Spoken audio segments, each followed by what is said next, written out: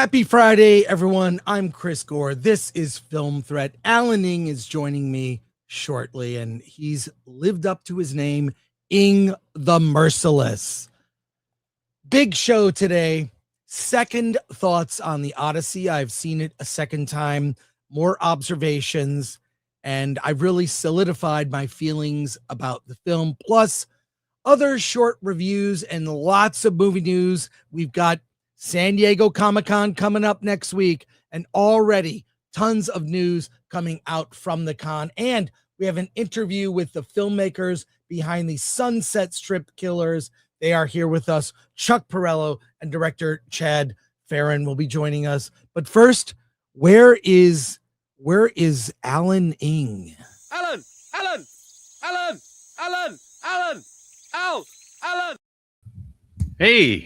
Hey, man. So now you know what it feels like to be me. Yeah, I do. Before the show, what were we discussing? We're discussing. Well, I mean, I opened up saying, "Now I know what it's like to be you on X every day." and why? And why? Because for some reason, people don't like my review of the Odyssey. Weird. Yeah. You know, it's like once the embargo dropped, I put my review out there, and for like 12 hours, I was the lone man in a sea of hatred. Finally, some people started chiming in saying, "Yeah, it's a bad movie," but I think the thing that people hate the most is that I prevented the Odyssey from ever getting 100% on Rotten Tomatoes. Yes. Yeah. Well, we'll get into that for sure. But let's talk to the people because this is a big show today. Here we go. Yeah. I mean, I'm amazed none of you are at the 7:00 screening of the Odyssey. 9999 Ammo became a YouTube member. Thank you. Oh, thank you. Sons of Shadows cast. Chris Coffee pulled 2 cups in, 1 to go, but needs an espresso shot and the maid to clean up his desk. And Alan is available. You have no idea the disaster that is my office. For members only, I will do a thing where I will show you the office, and as I'm cleaning it, I'll dig out stuff. I'll probably have a lot of stuff to give away. But I am only 1 cup in. I'm on my second cup. I need more coffee. Thank you, Sons of Shadows cast. Okay, Brock Samsonite. I have my 30mm ticket for Wednesday. 70mm. 70mm. I can't read. If you're going to do spoilers, please let me know before you start so I can mute. Yes, we're going to do spoilers. We are going to get into it. We'll get into it, but you know, the spoilers are really the book to film comparison. Yeah. That's what we'll be doing. Book to film comparison and the changes Nolan made that are puzzling. Yeah. And I got a refund for my 70mm screening, got $35 back, which is great. Burnout for $4.99. I didn't like the fight choreography in Nolan's Odyssey. Did you feel the fight scenes looked off? I prefer the 97 or Simpsons version. Thanks. Yeah. Actually, we should probably save this. Okay. We'll save it. We'll save it. For now, we'll get back to this one. Okay. Yeah. We're going to save all of the Odyssey related super chats and comments for after our updated our second thoughts review. Yes. Oh, and our good buddy Christopher Moonlight Productions, who had an article drop yesterday. Happy Friday, all. 1 week left until the Indie Filmmaker Survival Guide at San Diego Comic-Con. Given that I'll be part of it, I promise it'll be one for the books. Crash Out will be had. We shall see. Joseph Kahn's on the panel. Joseph Kahn is on the panel. And Pilgrim Media says most IMAX and premium are sold out for 1 week or more, actually. So thank you. Thank you. I should mention someone wrote to Christopher saying to ask you why you let Film Threat become so political.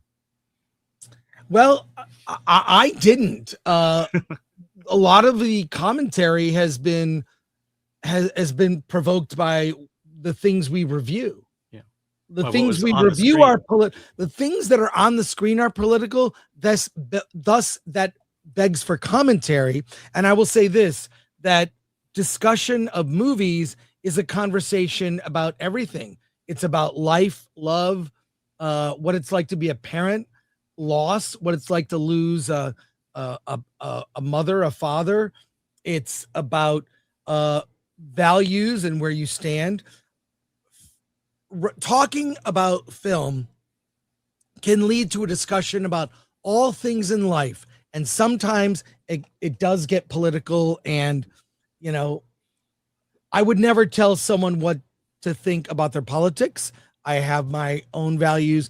And I don't, honestly, if you watch me, I don't tell you what to think about. I'll tell you, here's what I think about the movie. But I respect your opinion, and your opinion is just as valid as mine, as long as you've seen the film. You see the film, you express your opinion.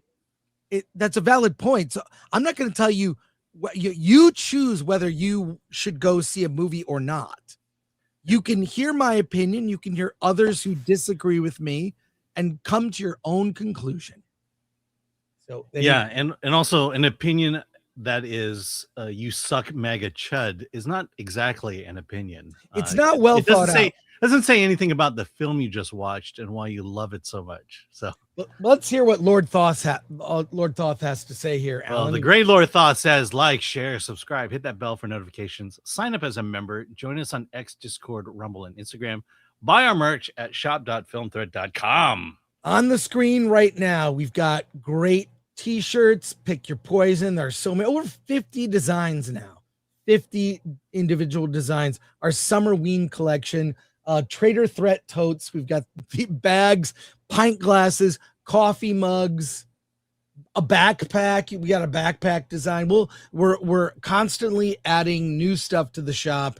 You can even buy my my film on Blu-ray, the documentary Attack of the Doc. Own it on Blu-ray. Own it on Blu-ray. And a couple other things. Our goal is what, Alan? 169,000 subscribers. We're almost there. I think it's like 3,000 or 4,000 left to go. I mean, I didn't think it'd be this close at this time. It might happen this year. Yeah. And also join Alan and I a week from today at the Big Man Comics booth at San Diego Comic-Con, booth 1705. We'll be there on Friday between 2 and 3 p.m., which is right directly after our panel. I'll be doing giveaways there for people who show up. If you show up to the booth, you will get free one of these Film Threat koozies. I'm saying it now. I've got a limited supply of Film Threat koozie. This is how I hide my drinks at the hotel bar. So it'll fit your beverage of choice. So get a free Film Threat koozie by coming by and saying hi to Alan and I at the booth. And more importantly, we've got our panel that Christopher Moonlight talked about. Friday, July 24th, 12:30 p.m., room 24 ABC. Robert Meyer Burnett, Joseph Kahn, Jim Agnew, myself, Chris Moonlight, and April Wright talking indie film, real world advice. What's going to happen is the conversation is going to take into the hall. I am going to see if I can find someone to record the panel for us, and I'll post that for members only. So there you go. Hey, last thing on the subject of everything, but I do appreciate all of you who came to my defense on X. Look, the numbers are clear. Few people hated what I do, and a massive number of you support what I do, and I thank you for that. Well, Alan, a lot of people apparently support what we do. Yes. You would not believe how many people. So Alan and I did an out of the theater review that went fairly viral. You would say it was like a little over 3 minutes long. And Alan and I mean, you know, it blew up. What is it? Like 300,000 plus. And a lot of people, they commented. There were a lot of comments, positive and negative, but someone saw fit to turn it into song. The Potato Crusaders 17 channel. Subscribe to their channel. They did our review as a song, and much of it is about you, Alan. Think of this as a bard of old, turning Alan Ng into a legend. Here it is. Not a disaster. but mixed. And for Alan, disaster. Not me. The lair of Nolan! It's our only way to review this slop! Deep down, this movie is a reason for shame. Deep down, this storm of slop will stain Nolan's name. Deep down, Hollywood cultists care only for themselves. Deep down, they are only demons from hell. you love musicals, Alan. I love musicals. This is great.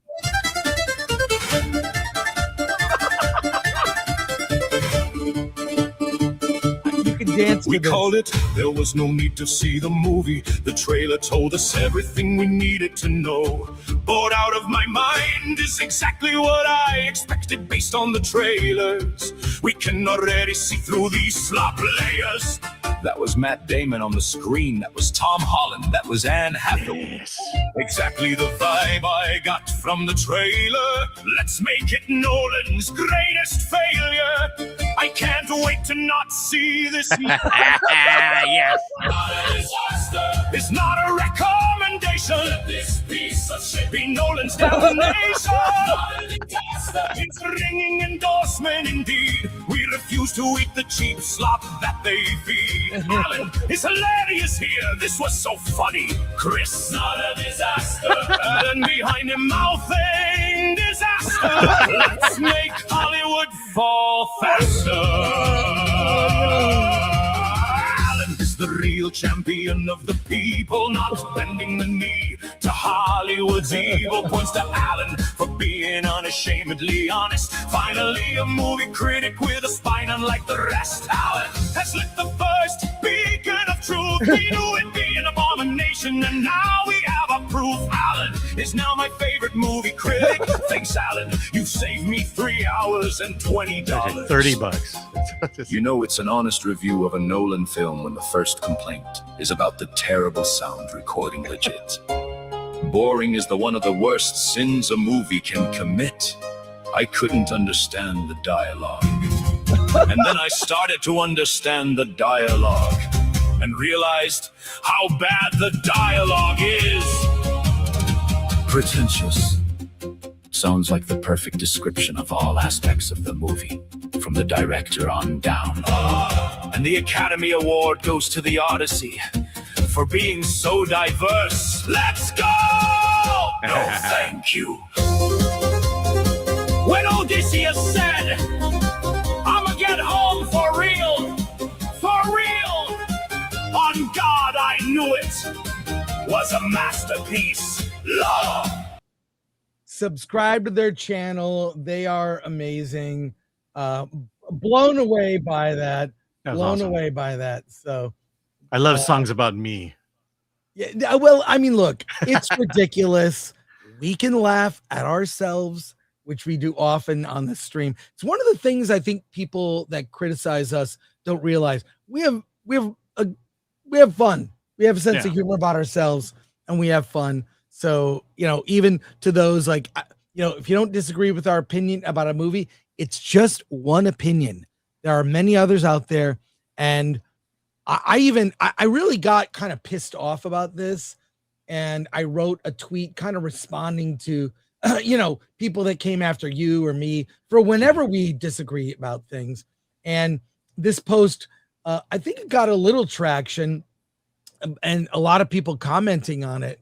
But I just want to end it here by sharing my post right here and I'm just going to read it to you in my own words.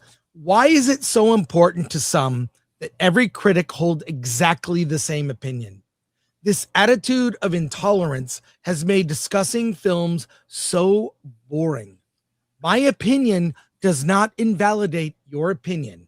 In any case, enjoy this video of Film Threats review of the Odyssey set to music. So, and then I shared the video we just watched. So there you go.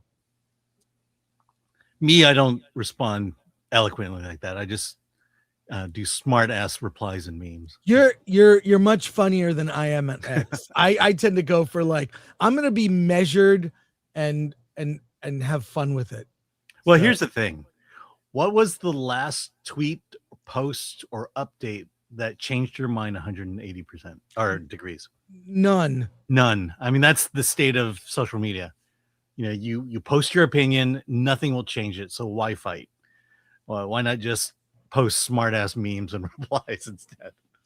We've got a lot of news here. Let's get to it. One thing I want to point out, the Buddy trailer dropped. Have you heard of this thing called Buddy? This is a weird, it's very, I'll tell you why I want to, first of all, do you remember Buddy? Buddy, no. All I can think of is I was invited to the Air Bud sequel panel or remake coming up. But this has nothing to do with Air Bud. But let's see if there are people out there that remember Buddy from their childhood, like a 90s TV show. Let me just get a glimpse of this for a second. See if this jogs your memory. Oh, Buddy! Whoa! He's your favorite orange unicorn from a magic land. Back now for even more fun. Scared. Get ready to sing with Buddy. You can't face your fears unless at first you're afraid. Learn with Buddy. It's time to learn about cleaning. But when the dusty things lurk, And dance too. do the Buddy glide. The body Do the Buddy. Fun begins with Buddy. Catch new episodes of It's Buddy weekdays at 10/9 Central. So He's your friend until the end. you don't remember It's Buddy. I don't You remember. didn't okay. Well, let me show you this. Let's just take a look at this, and I'll tell you why it's important on the back end. Check this out.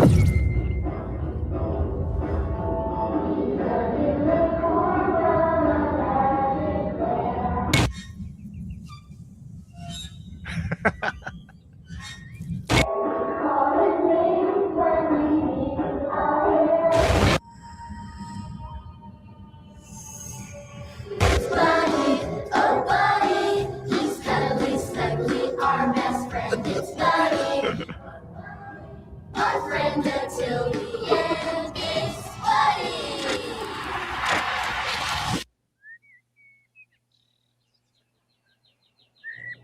Okay. Okay. This movie is in theaters in August. It's from the guy Casper Kelly who did this movie or did this short film called Too Many Cooks.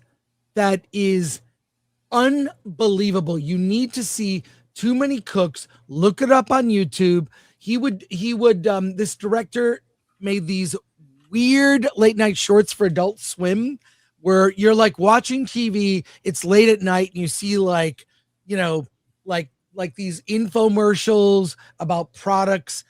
This short film, Too Many Cooks, is brilliant. If you've seen Too Many Cooks, you know what I'm talking about. Do yourself a favor and watch it. This guy making a feature that's coming to theaters, I'm all in. I cannot wait. I just want to put it on your radar because it's coming out in a little over a month. And I can't wait to see it. And Alan, you should see it. It has beloved characters that are beloved by children. Yeah, I haven't seen you this excited about a film since The Coffee Table. Okay, I'll take that one. I'll take it. Hey, did you know Star Trek is heading to Comic-Con? That's right. We're going to Comic-Con next week. We told you about our panels and meetups.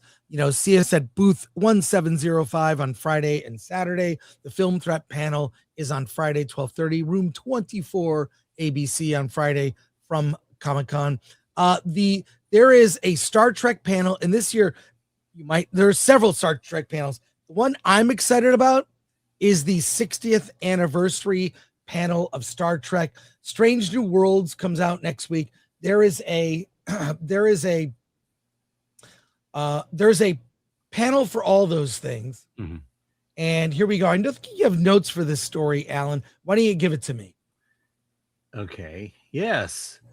I love how prepared you are. I know. Well, it's the third one down. I was hoping it was that. Well, in lieu of you not being prepared, we do have a sponsor for this show, and it's Star Trek related, and you're in it. So let's watch it. And then we'll give you this news. Trekkies, here's a fun one. Star Trek Voyager Across the Unknown puts you in command of the USS Voyager, stranded in the Delta Quadrant, where every decision shapes your journey home. From managing your crew to deciding how much Borg technology to embrace. It's a strategy game where your choices genuinely matter. The expansion pass has just launched, bringing 4 premium DLCs packed with new story missions, playable characters, ships, technologies, and more ways to experience the Delta Quadrant. Even if you've already played the game, there's plenty of new content to come, and buying the pass now is a better value than purchasing each DLC individually. And the first DLC, Delta Chronicles, is available now, adding 5 new missions inspired by classic Voyager episodes, plus 2 new heroes, or new NPC ships, and branching codes that let you change how these stories play out. You'll also get 2 new heroes to play as, including Reginald Barclay in holographic form, and Professor Fora Gigan of the Thoth. It's now available on Steam, PlayStation 5, Xbox X and S, and Nintendo Switch 2.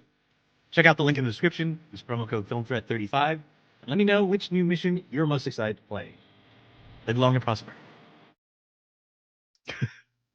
Did you find the notes while that was Yes, I did. playing? Yes, Oh, that's great. I'm just gonna say, I haven't played my PlayStation in a long time. I'm most likely going to download this and see how that is. I want to remind people the 60th anniversary of Star Trek should be on. It's on September 8th because that is the air date of the very first episode of Star Trek. But be that as it may, there's a 60th anniversary panel which is on my calendar. Strange New Worlds panel. Alan, give me the news from Comic-Con for next week. Yes. Well, Star Trek is set to have a major presence at San Diego Comic-Con. Centerpiece of the celebration will be a 90-minute Hall H panel on Saturday featuring the cast of Star Trek Strange New Worlds. Immediately afterward, Rod Roddenberry will host a special 60th anniversary panel, bringing together stars from across the multiple Star Trek series. I mean, all of them.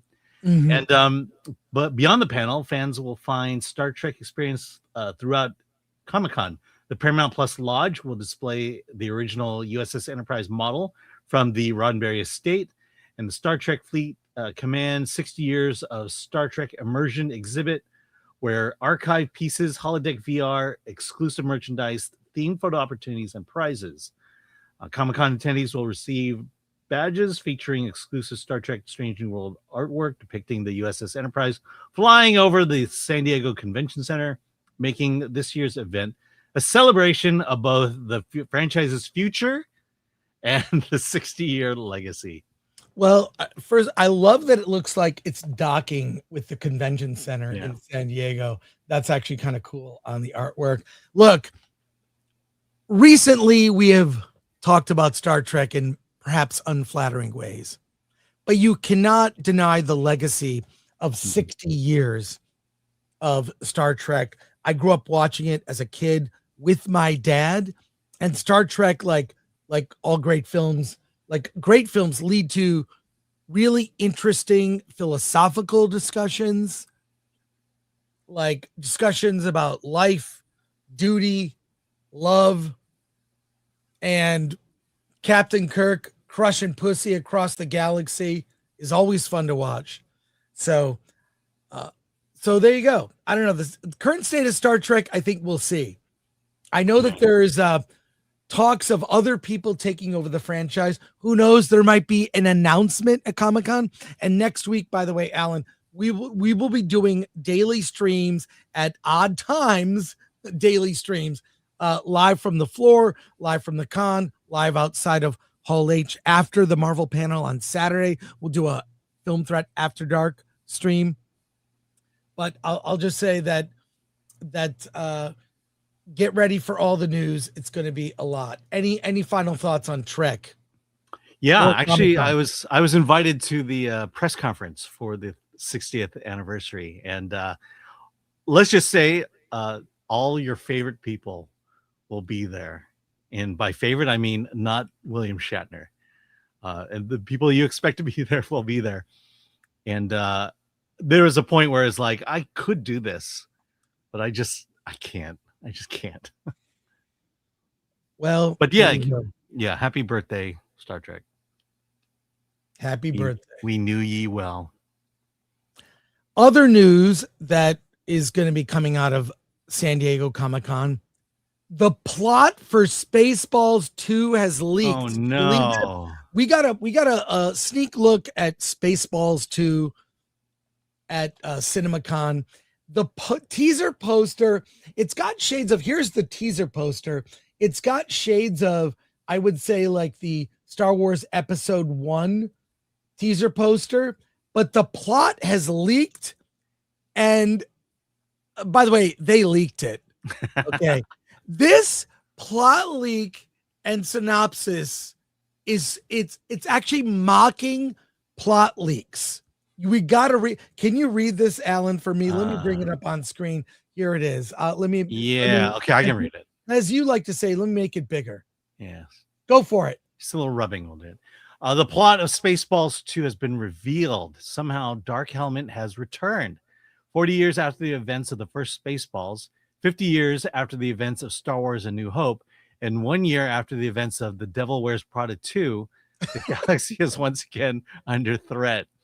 A threat so evil, so unstoppable, so completely lacking in any original ideas that it has vowed to bring back the past, every last bit of it. With Lone Star in hiding, Queen Vespa is on the throne, and the Schwartz stretched thinner than a franchise releasing TV episodes theatrically. What is that a dig at? Yeah. The only hope for the galaxy is Vespa's undisciplined son, Prince Starburst, and the mysterious palace advisor named Destiny. Together, they must find Lone Star, Yogurt, and any other iconic legacy character fans are demanding before they discover the hard way that, while some threats you can fight, the reboot is not one of them. I mean, they're making fun of the current state of fandom with that description. I personally love it. I think it's great. I mean, that's Force Awakens, basically. Yeah, I mean, a teaser has been released online. We saw an extended look, about 5 minutes of the movie, and I can tell you, it's fun. It is super fun. It is in the tone of the original Spaceballs, but it's commenting on our current like IP fatigue, whether it's Marvel, Star Wars, Star Trek, everything. So I can't wait. Are you excited, Alan? I am excited. Ever since CinemaCon, I've been excited for this movie. Well, there you go. And the reappearance of Rick Moranis. It's happening. It's happening. You know what else is happening, Alan? The hunt for Gollum starts shooting, and there is a teaser that was released online. Director and actor Andy Serkis is on the set, and they released a teaser for the hunt for Gollum that we're going to watch right now. It was released officially by Warner Brothers. Let's take a look at this. It's a short 1 minute teaser on the set. Let's hear what Andy has to say. Here we go, onto the mocap stage for day one. Directors on set. Let's stand by, please, everybody. Thanks, Bruno. Right. Well, now then, what are we going to start with? Scene one, the beginning. It's a very good place to start. Who's up? You are. Well, it makes things very easy. Yeah. Okay, here we All go. right, let's go. All right, thank you, everyone. Standing by to shoot. Very exciting. And roll camera.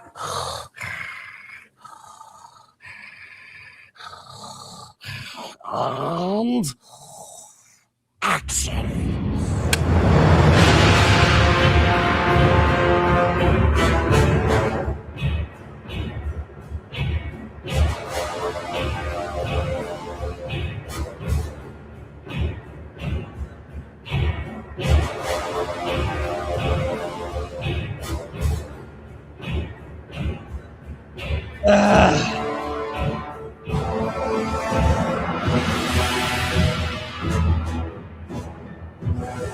December 17th, 2027, only in theaters. I gotta say, unfortunately, they did get me with that music because it evokes Lord of the Rings, Two Towers specifically.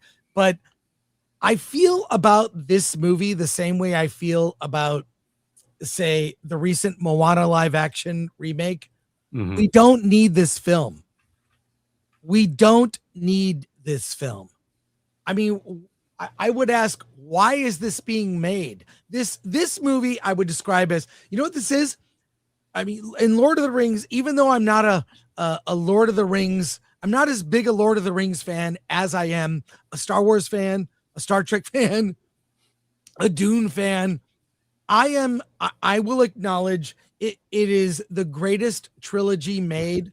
It was made all at one time, not 3 years apart or years later. So it's cohesive. It was all shot at once, all three movies, which is insane. Never to be repeated. I don't think you can approach modern IP in the way that Lord of the Rings was approached now. Mm-hmm. You'll end up with something like the Odyssey, which we'll get to. But I just don't think you need this movie. This is, at best, is it a midquel? Because the events of this movie take place kind of between or in the midst of Lord of the Rings or parallel to. So how would you even describe this? It's not a prequel. It's not post Lord of the Rings. You know, it's sort of in the midst of this. I would describe this as, this is content DLC for Lord of the Rings. The Hunt for Gollum is a downloadable additional level for a video game. That's how significant this is. I'm not excited about it, although when you start playing that music, you know, I'm like, it just makes me want to go watch the original LOTR trilogy. Any thoughts on this, Alan? Yeah, I mean, to your point. So, what's the story about? What is That's the exactly thing right. that I'm missing? What am I missing that I need this movie? You know, I pretty much, after Return of the King, it was like, wow, the bow has been tied. It's beautiful. It's perfect.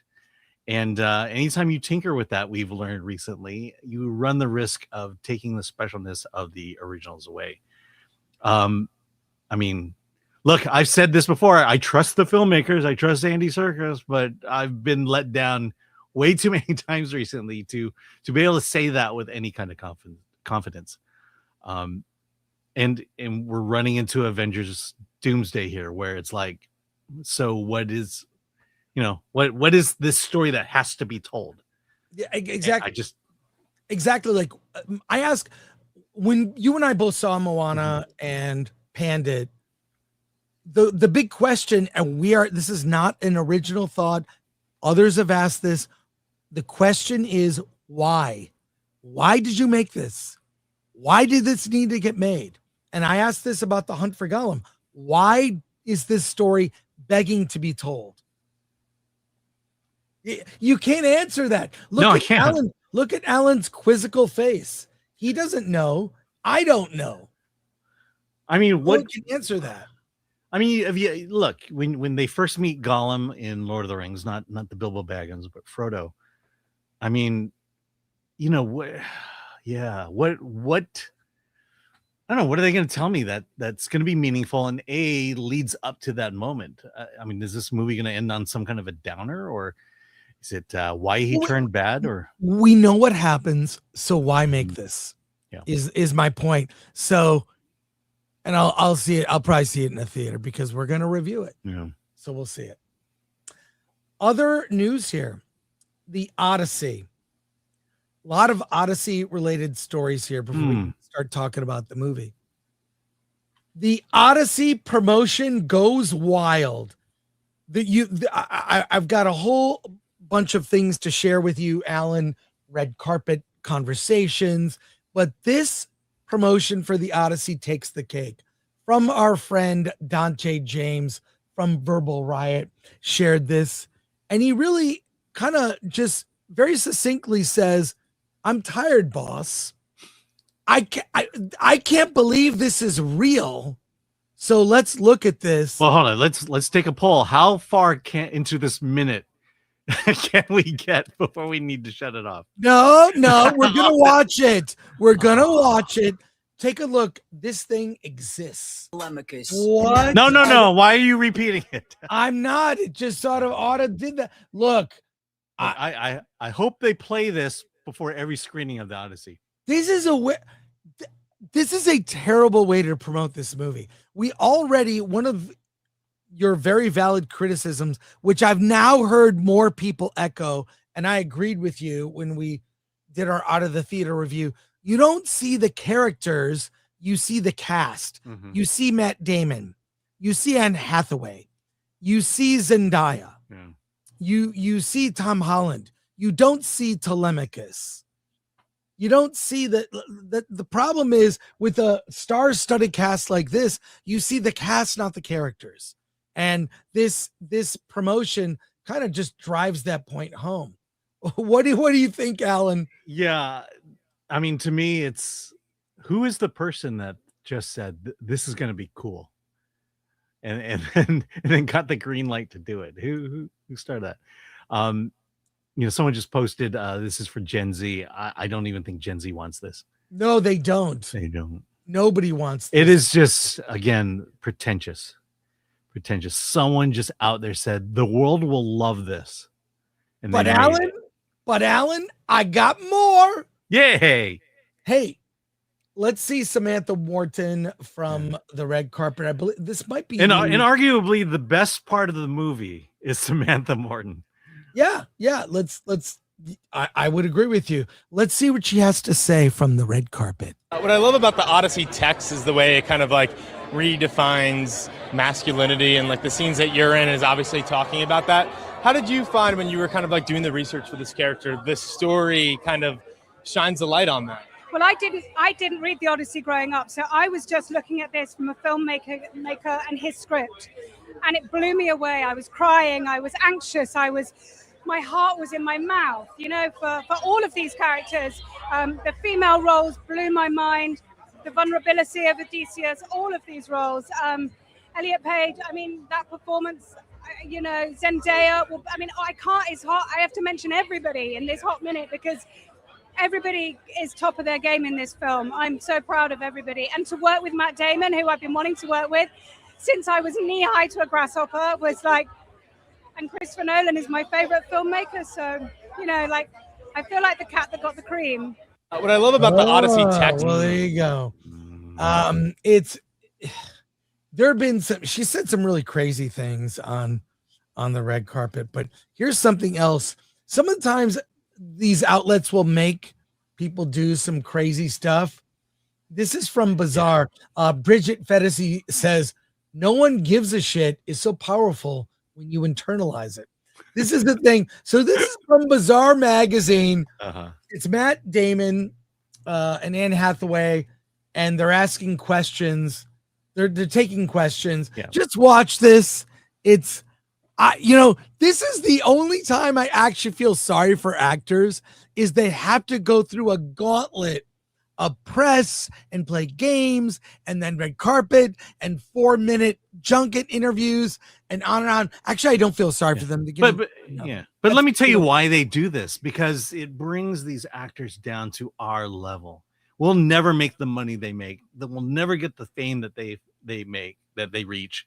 But look, these games, they help solidify that they're still one of us. So yeah, play the clip. Is there a role you turn down that you still think about? Not really. It's not the role that I turned down, because when I saw the film, I was like, you know how it is. Like sometimes you're just like, would have been amazing, but actually it was that person's part. It was in their destiny. What I regret is the way that I've turned things down. And what I know now is that you always meet with the director. You just get a feel for each other.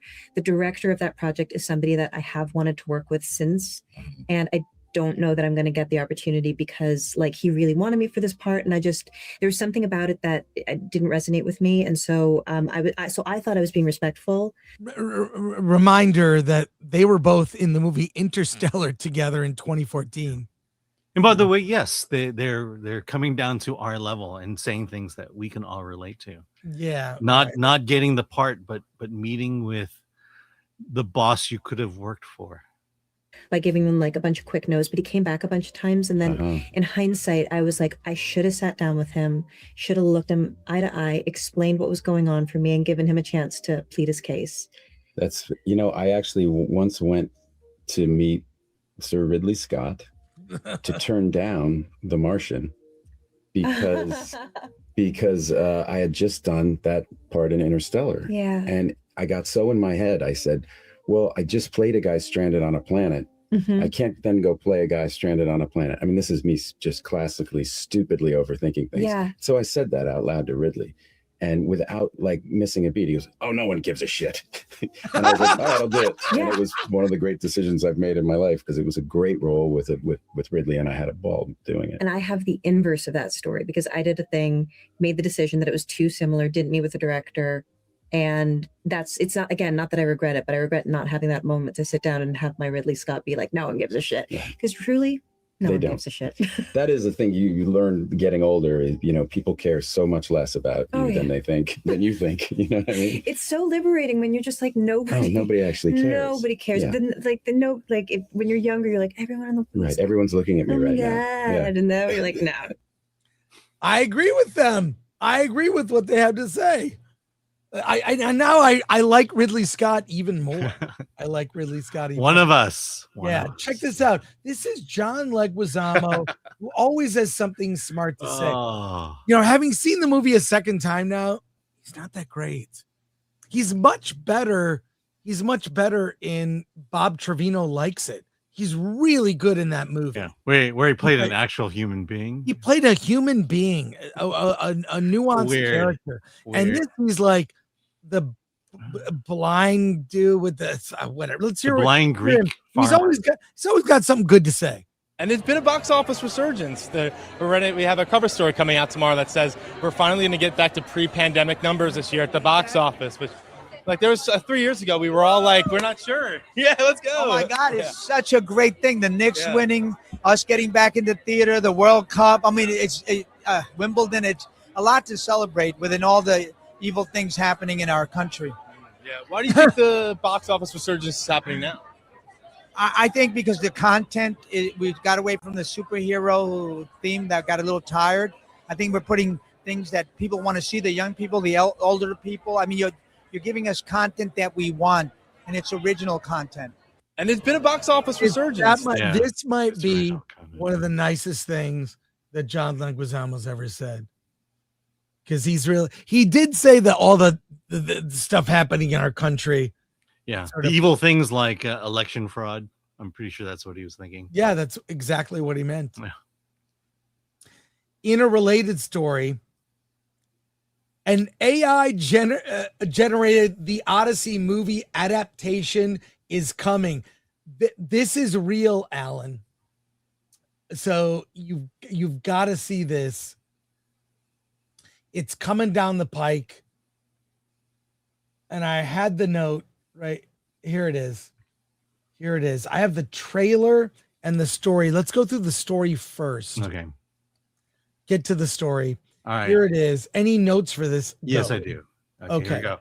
AI film studio releasing Odyssey the Fall, a 135-minute AI-generated adaptation of Homer's The Odyssey, timed to capitalize on the buzz surrounding Christopher Nolan's upcoming theatrical epic. The film was created by Ash Kusha, director of the AI-generated Tribeca documentary Dreams of Violets, and will be available to rent or buy this summer through Fountain Zero. Kusha says he's been fascinated by the Odyssey since childhood and wanted to tell his own interpretation of the legendary hero. The project was completed in about 3 months, demonstrating how quickly AI can bring the filmmaker's vision to life. Found Zero sees the project as proof that AI can dramatically speed up movie production, allowing filmmakers to respond to cultural moments while they're still relevant instead of waiting years for a traditional production. Unlike a conventional screenplay, Kusha worked from story notes, continually revising scenes throughout production because AI allowed him to make changes without the financial risk of expensive reshoots. Kusha and Fountain Zero argue that directing AI-generated likenesses can sometimes be easier than directing inexperienced live actors because performances can be redefined digitally. Kusha says the debate shouldn't be AI versus traditional filmmaking. He believes AI will eventually become just another filmmaking tool, and once the controversy fades, audiences will focus on the quality of the story rather than how they were made. Well, guess what, Alan? We have a trailer for this movie. So this is in response to many people's criticisms of the Odyssey. Well, someone can just go out and make another movie. So let's take a look at this trailer. And, you know, a lot of people have biases against AI. I am an AI skeptic, but I'm open-minded. I think it'll help with digital effects. Not sure how I feel about seeing an entirely AI movie, but it's happening, and it's happening with the Odyssey. Let's take a look at this trailer.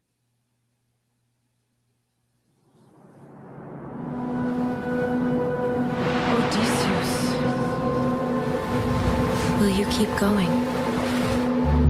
Let me go. No, you don't get to sink. I've killed many men, destroyed many lives. Yes, face it. Standing. The wind's fair, brother. We could be home in a month. Someone lives there. I want to know what kind of men. 12 of you, the rest stay behind and ready to lead.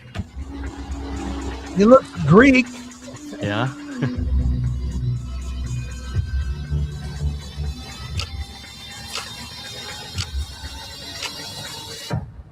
You could still turn around.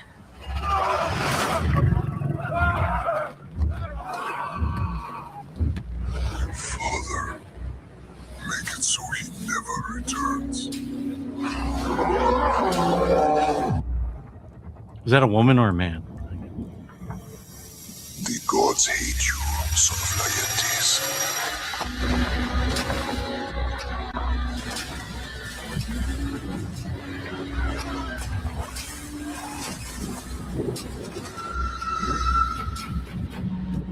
I don't deserve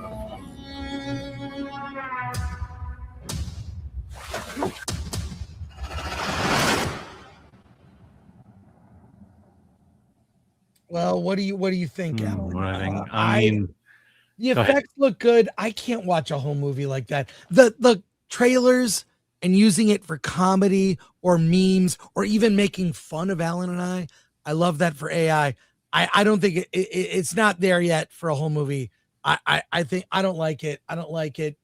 It's just not there. I don't think AI can replace actors. You can do digital effects, and make them less expensive.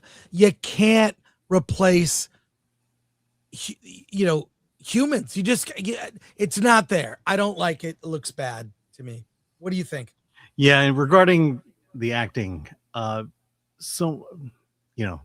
knows I do improv comedy. I remember about 10 years ago, I got into a conversation with someone. A friend of mine just made the statement of improvisation will one day be the most superior form of live theater. And I was like, hell no. And the main reason for that was, we're making shit up on the spot versus live theater where someone has labored over a script, have thought about the themes, the words being expressed, the manner in which the words are being expressed, everything involved with acting and bringing an authentic performance. And I just don't think improv is like that because, you're just not that in tune with the universe and with human experience to be able to do that on the spot. And that's exactly how I feel about AI. You can mimic a person's performance. You can mimic sadness. You can mimic all the range of emotion a human being can go through. But you can never recreate someone's life story. You can never recreate their experience. And what actors generally do, the great actors, are the ones who find the connection with the character in their own personal life and have brought what they have experienced in their life into the character. And that's what makes great actors great and why certain actors are great in certain roles, because they just connect with it.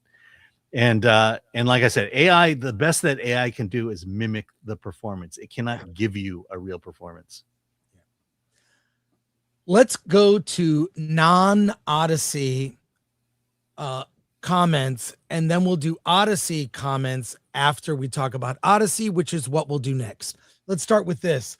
Ben Workman, Chris, and Alan. I just found out I'm at stage 2 kidney disease and I'm crushed. Your channel has really helped with my sickness. Thank you, Chris. Everything in your office is badass. Send something. Go to Film Threat, Ben. Go to first of all. Yeah. My hope thoughts and prayers go out to you. This is tragic. I hope we brought you some entertainment. And by the way, I only have one kidney, so I hope you have 2. I have one. I was born with one kidney. It's very rare. It means my mutant superpower is I urinate 3 times more than the average person. But here's what I want you to do, Ben. I could do, and please keep us up to date with your illness, but I can cheer you up a little bit. Go to filmthreat.com. At the bottom of the page, it says a button that says contact. Click that button. An email goes directly to Alan and I. Get me your address. I'm going to mail you something. At the very least, I'll mail you a Film Threat koozie to hide your drinks, but I have a few things in mind to send your way. So I'm sorry for this news, and we're gonna do our best to cheer you up. Yeah, I mean, I hope it's curable. And the best thing I can do for you is, instead of watching the Odyssey this weekend, rent Citizen Vigilante from Paul. Yeah, I gave it a 7.5 out of 10. So. And thank you for being vulnerable enough to share that with us. We'll do our best to entertain. My prayers to you and I'll send you a box of stuff. Get me your address. Go to filmthreat.com. Contact. Jean Hu gifted 5 Film Threat memberships. Thank you, Sean Hu. And Brian Murphy, Brian E. Murphy for $1.99. All hail Alan, the Slayer, the Giant Slayer. Oh, Nolan. I read that horribly. Gabriel Ariana for $1.99.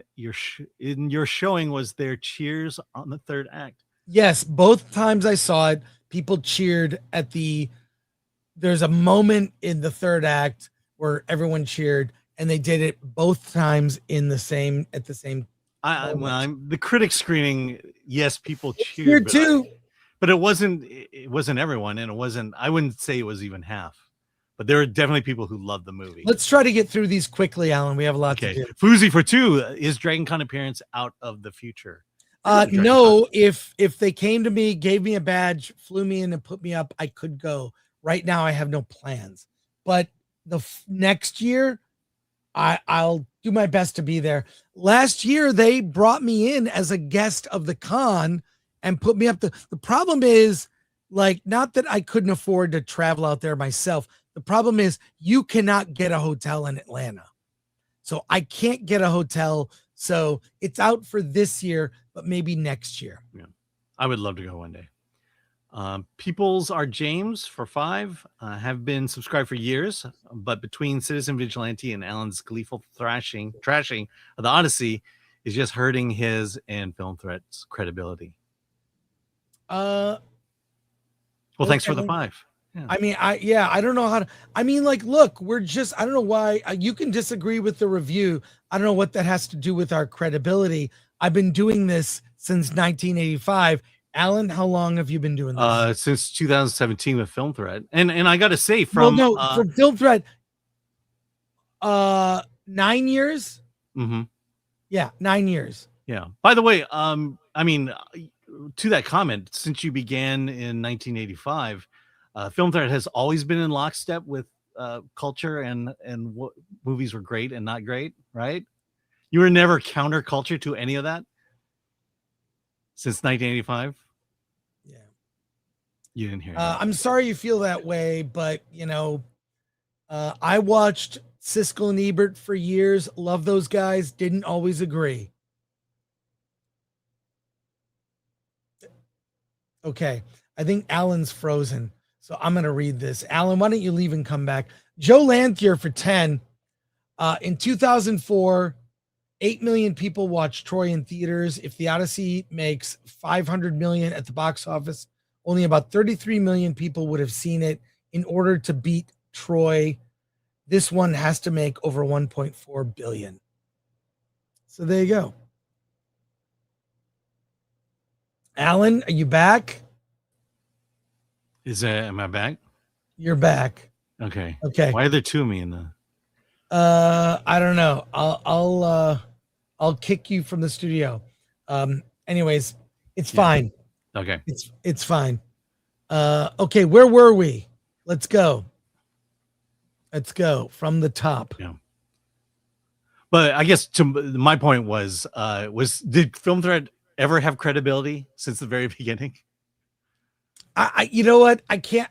You either been watching me and trust me, or maybe there's something I said that upset you, and that's okay. Yeah, I mean that's. I'm not going to change. We're not starving for credibility. All right.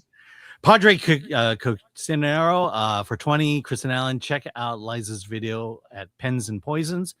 A crucial observation that the hubris of Odyssey and Homer, Odysseus in Homer, the reason for the whole tale is absent in the movie, makes the whole character different. Actually, 100%. I mean, I know that from reading the book, and I read it as a kid, and then I read like the Scholastic for Kids version, and then, other version later, but I'm well familiar with the story. And you're right. We'll get into that very shortly. Yeah. Joe Lanthier for 5. 80 million people watched Troy in theaters in 2004. Ain't gonna happen with Odyssey. Would have hit 1.4 billion. Would have to hit 1.4 billion. Would have to. If Odyssey makes 500 million, it will have 30 million viewers per average ticket price. 1/3 of Troy. Well, we shall see. Yeah, I think I was paying $8 a ticket to see Troy versus the 30 I was going to see this one. Am I weird for liking the 1997 TV movie of the Odyssey starring Armand Assante as Odysseus better than the Nolan movie? At least it had color and charm. I think that's one of the things that's missing from this movie. The Odyssey is fun. Mm-hmm. It's very serious and it takes itself seriously. And that movie, by the way, the 1997 Odyssey film with Armand Assante is on YouTube in full. Look it up. But they let a Spaniard play a Greek hero. It's all good. Moon Knight for 2. Can you please bring back R&B for the Odyssey? Oh, he'll be back. He's on Versus on Monday. Yeah. Andrew Cram gifted 1 Film Thread membership. Oh, thank you. And Rooster Coburn for 2. Here's 2 to never play that again. Yeah, I assume you mean the Odyssey rap. Yeah, I do hope they play it in front of all screenings of the Odyssey. Moon Knight for 2. That Odyssey promotion, if for us Gen Z, for us is Gen for Z. us. Well, did it work? I don't think well, so. They don't understand Gen Z. Let's put it that way. And you follow up with another 2. Zendaya's hot, but the movie makes her ugly. Sadly. Thank you, 91. Across the board. It's weird. She looks very attractive on the red carpet, but in the movie they kind of ugly her up. It's very sad. Yeah, wouldn't want to sexualize her. Jacob Wolf for 999. You can go on a rant saying anyone under 30 is too incompetent to work for you. Well, guess what? People under 30 don't want to work for an irrelevant old loser who calls you incompetent. Thank you for the $9.99, Jacob. Appreciate Hey, that. you're competent enough to make $10 and send it to me. Thanks so much. But yeah, I've had very bad experiences with people under 30. I don't think they lack work ethic. That's not to say everyone. My kids, for example, my son, who's a U.S. Marine currently serving, does not fit that category. But the people that I've met in that camp are rare. It's unfortunate. Thank you for the 999. Now, are you talking about people under 30 in general, or are you talking about millennials? But it's no, sad, you're talking Jacob, about millennials. And it's sad, Jacob, that you stoop to personal attacks and insults when you could actually focus on the thing I said, which they lack a work ethic. If you see that as an insult, do better. Rise to the occasion. Step it up. You should do better rather than hurl personal insults at me. Thanks for the $10. I think, Jacob, you need to respond to that with another super chat, or at least become a member. We will not read anything from Jacob unless it's a super. Okay. Oliver Laveri Farag, member for 9 months. See exposition like no other in 70 millimeter, the Odyssey. Yeah. Yeah, I love talking people in IMAX. Let's go through these faster, Alan. Yeah, Let's go I'm trying. Remember, for 20 months, is the Odyssey the gayest Nolan film ever? It's not The- gay in any. It's only gay maybe in one sense. And we'll get to that. Jillian of the H, married for 47 months, said in Mark Malkin's voice, "Is this the gayest Odyssey ever?" Our members love Mark Malkin. But thank you for a member for 47 months. Thank you, Jillian. Thank you. We appreciate you. We've not been doing this for 4 years. We can't have. Novice of Things for 5. The cast and dialogue was straight from Ithaca, New York. New York. Good one. Good Mellow one. for 10. That symbolic world guy, Jonathan Peugeot, liked the Odyssey. He said the plot was a trick on the audience and a reversal of woke thoughts. Alan. I don't know to this. All I know, it was a bad movie. In every level of storytelling, it was a bad movie. I haven't seen his review. I do like his videos on YouTube. I will check it out. There is a theme or a thread that doesn't really hit about society can be rebuilt. There's this whole thread of Zeus's law, which I don't remember from the book. I think this is something, and it's never explained in the movie. Yeah, it's Zeus's law. You basically are kind of you give food to strangers, and there's a theme about rebuilding society. Right. That that there was a whole generation of kids that grew up fatherless and their values have gone astray. So in a way, it's sort of anti-woke. It's about being a good father, and the cost of what a fatherless child, the cost of what when fatherless children grow up, what they become devoid of values. Completely lost on me. I didn't even see that in the movie. Lord Comfort 2. Lord Comfort 2. I want Sydney Sweeney to star as my wife. Well, that could be arranged. Jeff Washburn for 30 months. Keep up the good work. Your opinions are respected, and that's why they spread the hate. Yeah, well, there you go. It's weird. I've been dealing with that since the beginning of when I started Film Threat. Alan's only now getting a taste. Yeah. Pookie Malibu for 24 months. AI should be a tool and not the production method, such as edits when it's too late for reshoots. Pookie Malibu, 100%. I think AI is a tool that can enhance in post and in other instances, but you're right. To make a whole movie looks terrible.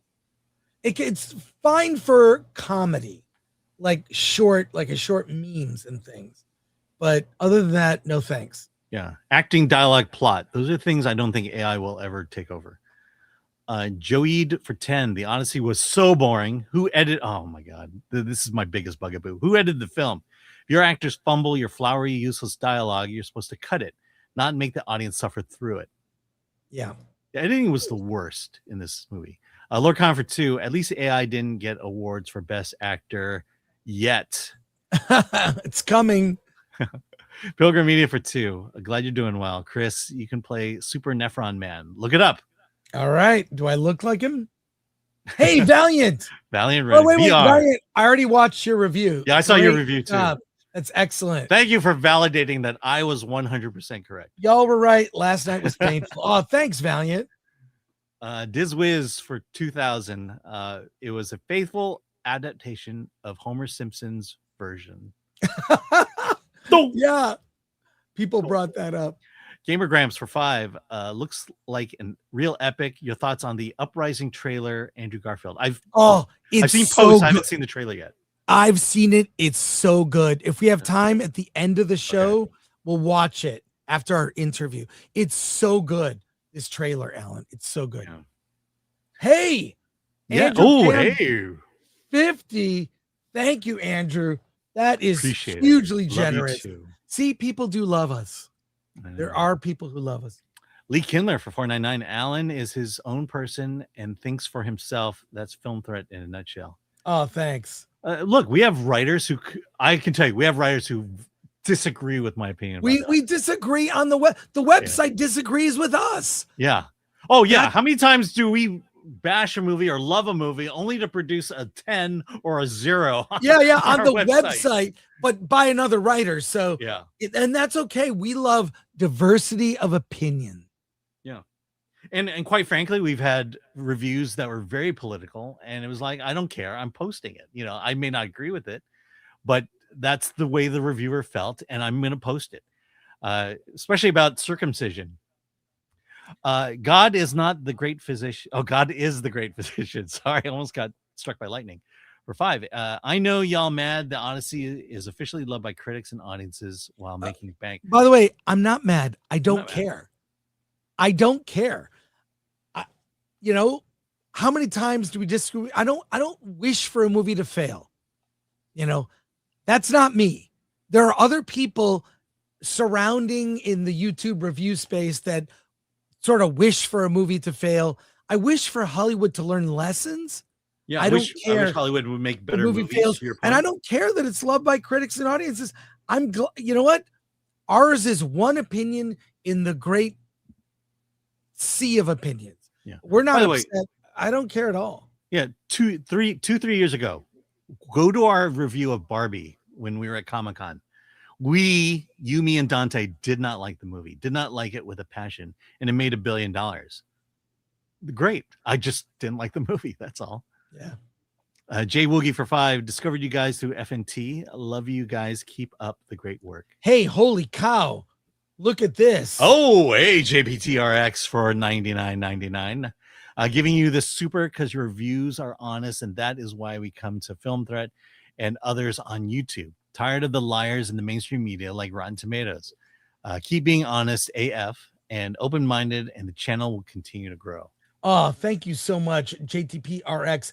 That is the super chat of the week. Thank you so much. That and Andrew Cram. I got to say, thank you. Oh, Okay. wow.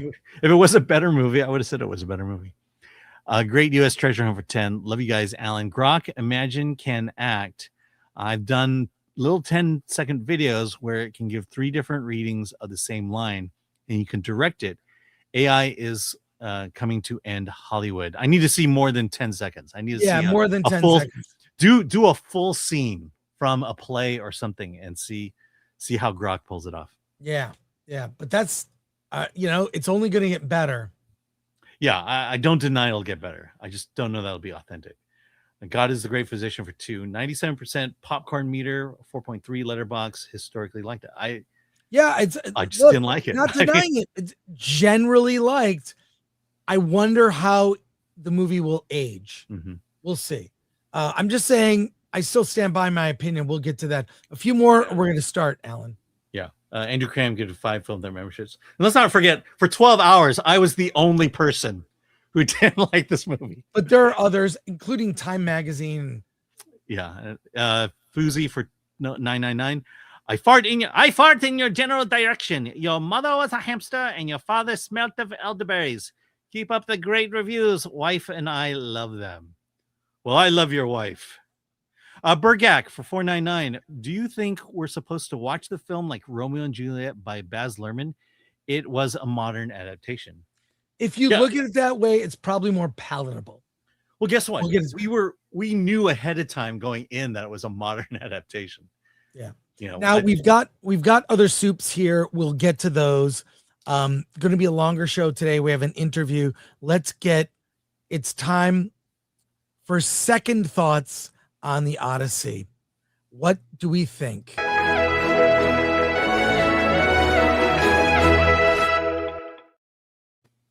Alan, I saw the Odyssey for a second time, and here are my second thoughts.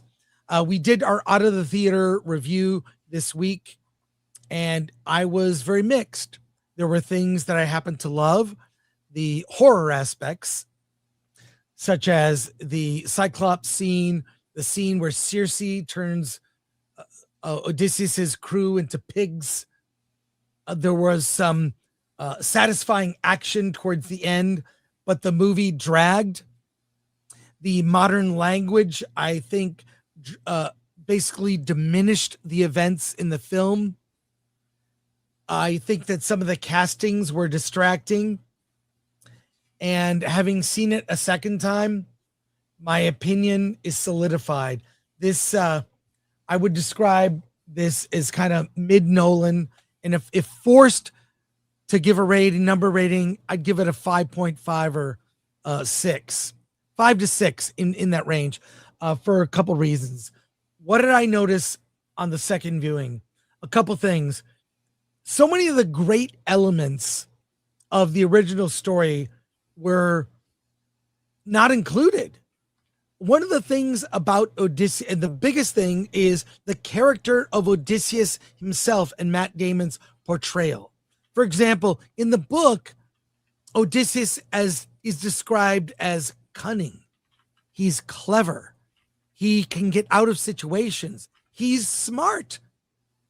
And in this, he kind of fumbles through things and situations. With the Cyclops, one of the things that Odysseus does is the Cyclops asks who is there, and Odysseus describes, I am nobody. And then when the Cyclops asks for help from other giants, they ask him, well, who's in there with you? Nobody. It's a very clever way to make other giants on that island go away. And then he stupidly, in his arrogance and filled with hubris, Odysseus gives his real name, which then, of course, creates the curse from Poseidon, which derails them from their journey. It's really his rejection of the gods and arrogance and hubris, along with cunning and being clever, that gets him out of situations. And those things are missing from it until the very end, when we see how Odysseus deals with the suitors.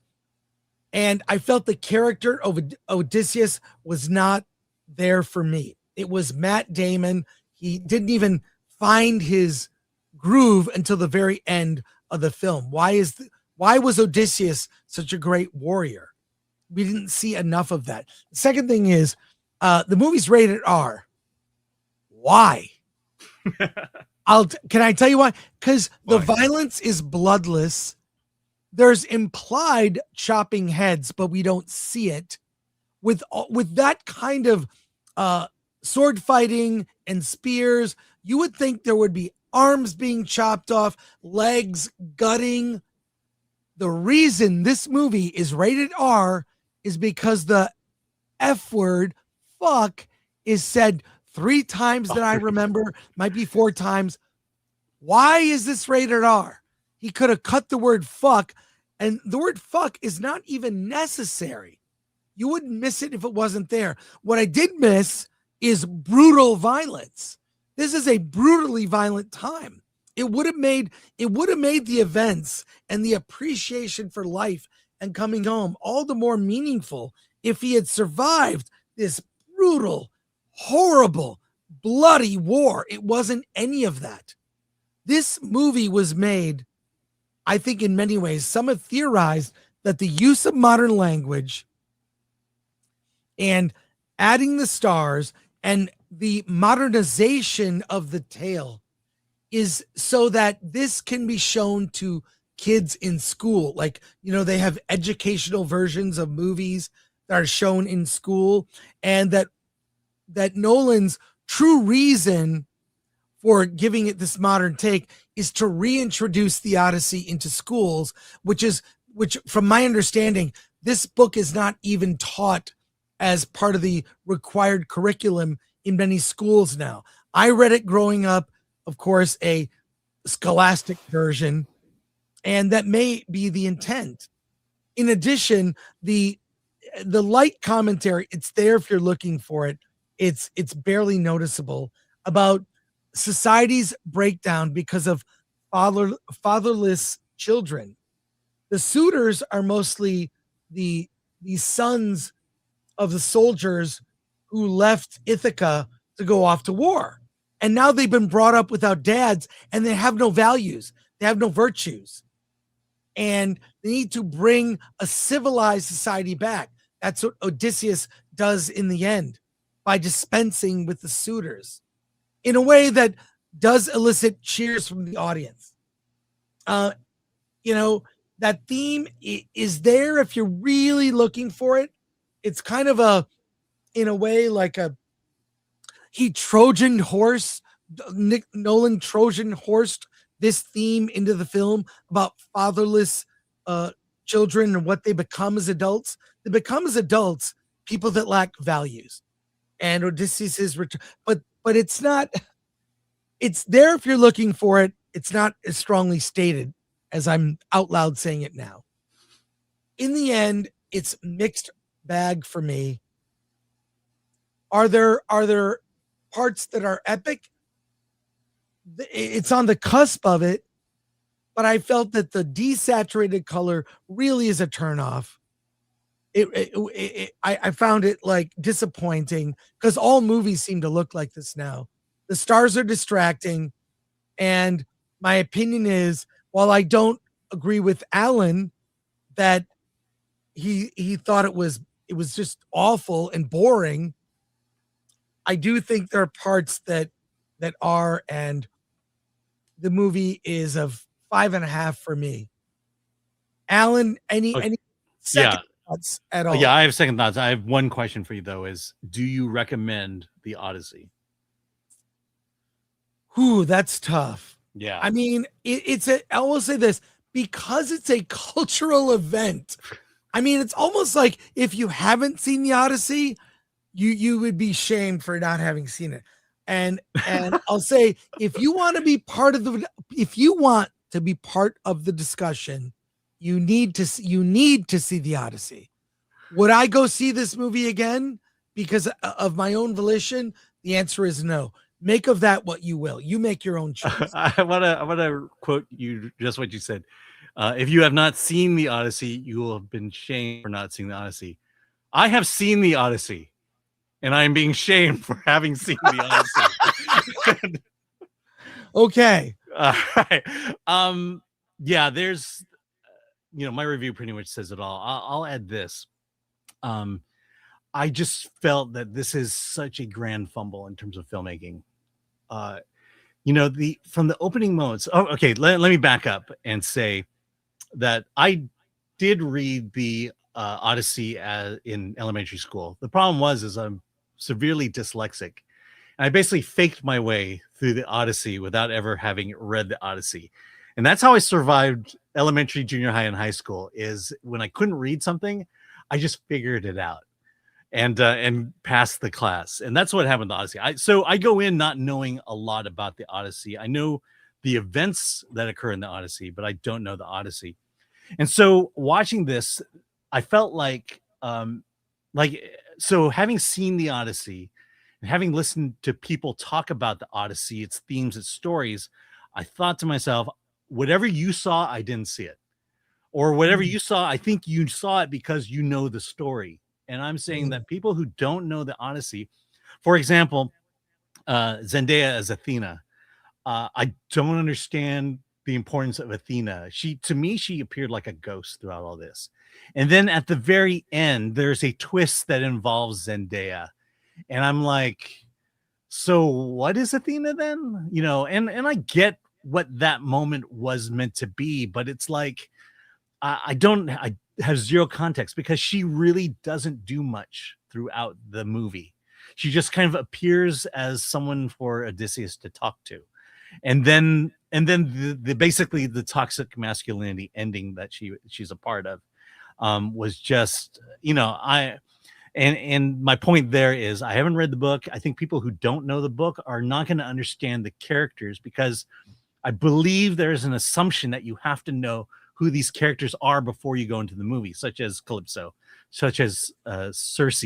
Like Calypso, I just thought she was a woman who was kind of into Odysseus, as opposed to what the story that I ultimately found out was who she was. And I think that these complaints are complaints of a bigger problem. watching this movie, the sense that I got was Christopher Nolan shot 8 hours worth of this movie and had to cram it down into 3 hours. And that's why the editing is so awful, because the editing feels like it's all highlights.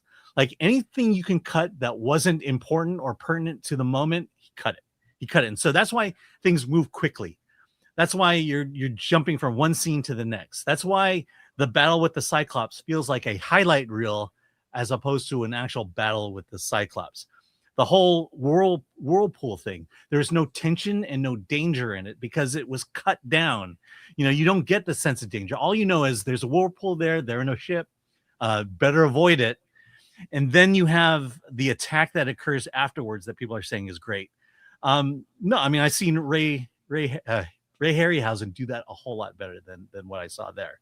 It just felt like CG slop at that moment. And so I don't know. For someone who has never read the Odyssey, I don't, I'm not going to say I speak for everyone, but I just can't imagine you understanding this movie and feeling the depth. Look, and all this to say finally is that, when I walked out of Lord of the Rings, there was this sense of weight. There was this sense of inspiration. There's also the sense that I need to be a better person. When I walked out of the Odyssey, I got none of that. All I got was what I felt like was a telling of a story that I've heard before from other people. But what was the message? I mean, father wants to go home. Kid wants his dad back. I mean, I've seen that. I don't know that I felt the weight of that. Well, the thing is, Nolan put his own message in the movie that wasn't in, at least my recollection. It wasn't in my recollection of the Odyssey that I read. Right. But to your point, it just felt so convoluted that I didn't even get Nolan's message. But honestly, the message that I got was that ending moment with Athena, that whole flashback about the Trojan War. To me, I'm like, I've gone through 3 hours. I see this message and it's like, so that's what this movie is about, is about toxic masculinity. It's just, I have seen Christopher Nolan movies. I have liked a lot of them. I have been meh and passive about others. To me, this is profoundly the most awful movie he's made. Well, I disagree. It's, as I said, it's not a disaster, but it's the thing is this. What's weird is you brought up Lord of the Rings. I never read Lord of the Rings. I love those movies. Yeah. I've read the Odyssey, and what bothers me about the Odyssey is the fact that Nolan left out some of the best parts. And truthfully, if you were going to make an accurate Odyssey, this is probably best told as a TV miniseries. Or I feel like he could make a TV miniseries. You could easily. I mean, they have, right? So yeah, I'm sure there is an 8-hour cut that you can make a TV series out of. You could do it. But all I'm saying is, does this work as a movie? Not entirely for me. And while there are parts that I loved, mostly on the spectacle scale, the things that are the flaws just make it a mid movie for me.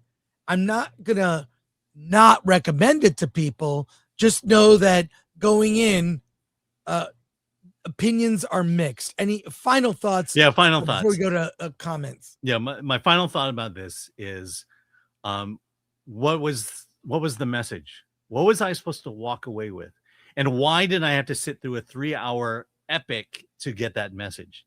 Because maybe I got the message, but it definitely wasn't. It had no weight. Needed to see this movie. Well, you're forgetting the biggest message, that it is Chris Nolan's, although it's dropped, this graphic is slightly out of date. Yeah. 97% on Rotten Tomatoes. It's actually 96. Yeah, it's plummeted to 96%. It's plummeted. Yeah. No, it's not going to go much down. And the audience score is around the same. It is the same, yeah. I don't see it drop. It may drop by a percentage or two. I mean, a little bit, but it's his highest rated film with both audiences and critics. And here's all of his movies actually in a chart here. Tenet being at the lowest at 73%. Interstellar, actually quite like that movie. it's aged well. I don't know that the Odyssey will age well, in my opinion. And that's it. Let's go to Soups. And I see you, Chuck and Chad, in the background. We are going to read a bunch of super chats. We're running behind today. It's a live show. We hope you'll be patient with us and stick around. There's a private chat box you can type in there, and we'll get to you. So stay tight. I can see you. Can you nod? Are you thumbs up? Okay. We'll get to it. There's like 4,000 people watching live. So let's get to this. All right, Burnout for 499. I didn't like the fight choreography in Nolan's Odyssey. Did you feel the fight scenes looked off? I prefer 97 or the Simpsons version. Thanks. Yes, the fight scenes were off, just like the fighting in the Dark Knight films. I expected a lot better. Something more authentic. It felt like that. It wasn't choreographed as well. It felt very choppy and cutting away because the cutting creates the action excitement. Yeah. Not the best person at action, frankly, might be Steven Spielberg. Go watch Raiders of the Lost Ark. Well, Action tells a story. That is not Nolan's strength. Yeah. What I liked was, you know how people hold guns sideways to shoot? Here, Odysseus holds his bow sideways. It's okay not to laugh for two. Odyssey has Megalopolis vibes in its hubris, not gonna lie. Oh, but thank you for the 2. Appreciate Carlito that. Classical for 10. Saw a 70mm IMAX last night. Supposed to see it again. I don't know. But to be honest, I walked out feeling meh. No cheers in my theater. People left like zombies. Didn't like Ellen Page Plant. Lupita, Zendaya, 7.5 out of 10. But see, it's like you had mixed feelings. Still a good experience, 7.5. So I think that's positive. Sean Tower for 10. Oh, we do have, I'm sorry about this, Alan. We do have a super chat right here. Albert, not a retro. We just missed this on our last show for 20. Thank you so much. In all fairness, Americans won't watch a movie that doesn't feature an American character like The League of Extraordinary Gentlemen and The Great Escape, which had no Americans in that POW camp in real life. Thank you, Albert. We miss you, Albert. But if Steve McQueen could have been in World War II, he would have been in that POW camp. Sean Tower for 10. I'm sorry, the Odyssey is a textbook example of bad faith in almost every aspect of this film. Yes, and it will be debated for weeks to come, including on Monday on Versus. Yeah, but why does it need to be debated? Francisco Sanchez Jr. for 20. The Odyssey was a mid-movie. It held back Nolan's unwillingness to grasp the fantastic. The movie is almost a cynical view of the 21st century through the partial bastardization of a 3,000-year-old poem. Well put, Francisco. Thank you. Zeke Gonzalez for 10. We'll watch The Return with Ray Fiennes. Yes. I you know what? I've never seen that, and I saw the trailer. It looks amazing. I've been going down this rabbit hole of watching other Odyssey-related movies and content. There's that musical called Epic that's on YouTube. He holds the bow wrong in that movie. Brandon Powell for 199. Does Paige change her voice to sound masculine? Nope. Sounds like someone who's been taking steroids. Lord Comment for 2. Fuck that. Thanks. Manic Romantic, Bronze Age Bridgerton. I like that comment. Appreciate that. Francisco Sanchez Jr. for 10. I predict that the Odyssey will receive 14 to 16 Oscar nominations. If it were to be pinned a number, it would tie Sinners. Why? Nolan is the president of the DGA, and Hollywood adores him. It'll get a lot of Oscar noms, including, I predict, Elliot Page, Best Supporting Actor. By the way, I also found out that Nolan has a legion of fans. Bush and Ryu Cat for 50. Thank you, Bush and Ryu Cat. Chris, please read. With all the DEI in Odyssey, you think Nolan made this just to earn Oscars? Number 2, remember a time when people never talked about DEI in movies? Yes, it was before this was a policy at corporations. And 3, heard Alan had a cameo in Bill's Caddy in Caddyshack and brags, I held Bill Murray's balls. True, Alan? True, 100% true. I honestly don't think awards means a whole lot to Nolan. He's already got a bunch. But he doesn't have one for writing. Yeah. Which this would be the worst movie to give him a writing. Yeah. And then to number 2, watch the last verses. We talk about that. Lord Khan for 2, biggest message, don't bother, watch Batman. I love Batman. I like his Hyde Batman F, films. gifted 5 film threat memberships. Thank you for that. Sandy Q for 20. I saw Kenneth Branagh's Henry V in grade school, changed my life.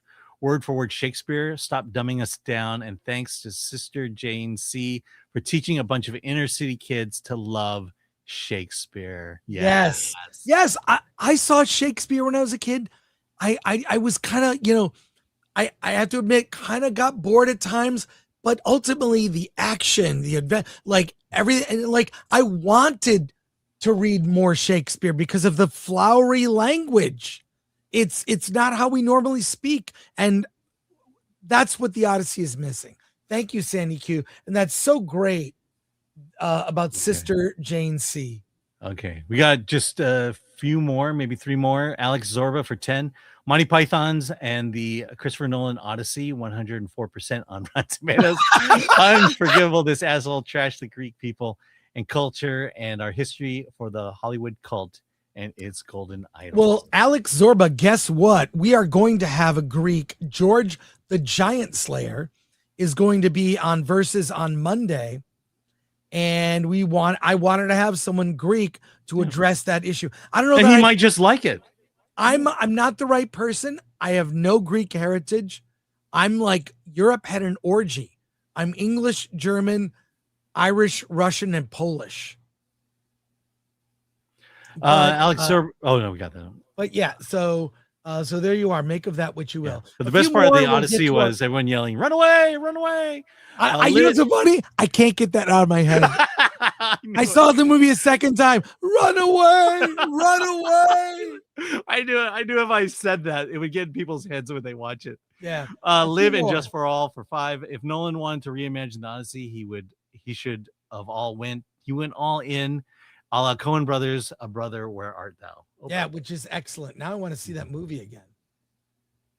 Logan Misiak for 2. Did you guys buy the Odyssey popcorn bucket? I had a chance to get the horse and I didn't. It was $70, $69.99. Right. So I didn't. Last one. get it. No, we've got a few more. We got a few more? Okay. I'm just trying to use our guest time. Lib and Just for All for 20. Reading a lot of positive reviews on Rotten Tomatoes. They were using language that could tank a generic director and make them review rotten. There's a cognitive dissonance that gives Nolan a pass for slog casting and poor writing. Yeah, he does get a pass from a lot of people. Yeah, how many reviews do I have to hear of it's not perfect, there are serious flaws, but I loved it. That's most of the audience reviews. Random logo for 10. I wonder if either of you agree that Nolan's best films were when his brothers were involved. The Prestige, Memento, Begins, Dark Knight. Is there any known reason he stopped working with his brother? His brother got other jobs, frankly. I mean, Person of Interest. I mean, what a great television show. He just got other jobs. I don't think there's anything there other than they went their old directions. But you're 100% correct. Right. Better when working with his brother. All right, last 2. 200 Watt Studio. Alan, yes. We've got a few more. Yeah. Chuck, Chad will just be patient. We'll be right there. Yeah. 200 Watt Studio 5. At least all the contemporary Shakespeare adaptations kept the language. Right. I like when they keep the language. Yeah. West Side Story. Brooklyn A for 10. Odysseus should be a man with enough fire in his blood to spend 20 years fighting home through monsters. Here he fell flat. Why do modern movie characters feel so passionless? I think most all of Nolan's movies are like that. I don't think it's but a lot of movies are like, I think it's what it is lack of romance, and the romance between Odysseus and Persephone felt very forced. Penelope. But there's a lot of that. There's an attempt to desexualize women, and there's an attempt to just get rid of heteronormative relationships in movies. So it's a trend, not just Nolan. Thank you for that. Okay, last one. Jason Nelson for 2, a $250 million movie, and a soundtrack sucks. What a disgrace. Yeah, the music is not good, and for Nolan film, you expect it to be. Hey, we've got an interview with Chuck and Chad right now, but also we'll look at the Uprising trailer at the end of the show. Any other comments that come up about the Odyssey we'll address, but guess what, Alan? It's time. We love to talk to indie filmmakers about their movie, and we have the writer and director of a new film that is out. I believe it's out today. The Sunset Strip Killers. Chuck Parello and Chad Ferrin are here to talk to us. Let's welcome them to the show. A big Film Threat welcome to Chuck and Chad.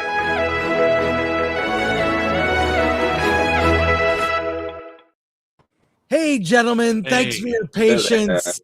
The Odyssey opened today. Did you hear about that? I heard a little something bit, about it. yeah. A lot of people talking about it, but you know, other films are out here. Your movie is, am I correct? Is it out today? I think it came out the other day, a couple The days other ago. day. Oh, yeah. Close. Probably on Tuesday. But I'm glad there are alternatives. Yes, it's hey, other movies are out in the world. Let's talk about them. First of all, thanks for being on the show. How did this project get developed, and how did Chad you get to sit in the director's chair? Tell me about the birth of this, and I want to show our audience a trailer for this film. Well, Chuck, I'll hand it off to you of how you came up with the script. Yeah, I did. I had directed a film called Hillside Strangler about two cousins who were killing women in LA in the late 70s. And so there was a big influx of serial killers during that period, including Richard Ramirez and a bunch of crazies. But this couple, Carol Bundy and Doug Clark, I had never really heard of them before, but I was presented with a script about them, and I just started to delve into it, and the psychology behind the characters was so fascinating. And Carol was this wacky, lonely nurse, and Doug was this gigolo with a privileged background, and throw in that into that mix was a supervisor of Carol's apartment building called Jack, who was billed himself as the Australian cowboy and was a singer and was a Tom Jones impersonator, and it just made for such a wacky mix. And the script was been around for a while, and then Chad's been doing all these great films, and he took it and made it his own. So this is the birth of the Sunset Strip Killers. Chad, how'd you get involved? I got involved through Mike Mescal, who was a producer on, I think it was it Ed Gein? He was on a few of the films that Chuck did. So Hillside Strangler, yeah.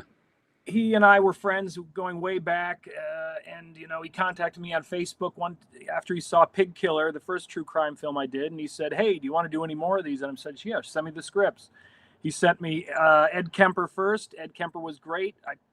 We made that, sold it to Epic Pictures, and then that kind of started a relationship with Epic Pictures and these true crime series. So, you know, I kept saying, you know, if you got any more, and Mike said, "Hey, Chuck's got this great script on Sunset Strip Killers. Check it out."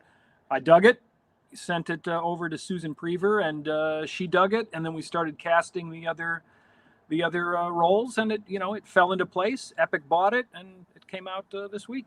Well, let's take a look at the trailer right now to give our audience a taste.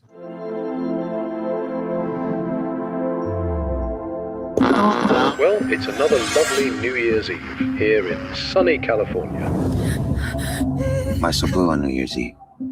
Police confirm the same .25 caliber pistol is the one used in the Sunset Strip slayings. They've been terrorizing Los Angeles for recent months. What do you do, Miss Carol? I'm a nurse. You? I'm a sound engineer. Now that's a good-looking couple. Do I look okay? Now you look extra beautiful.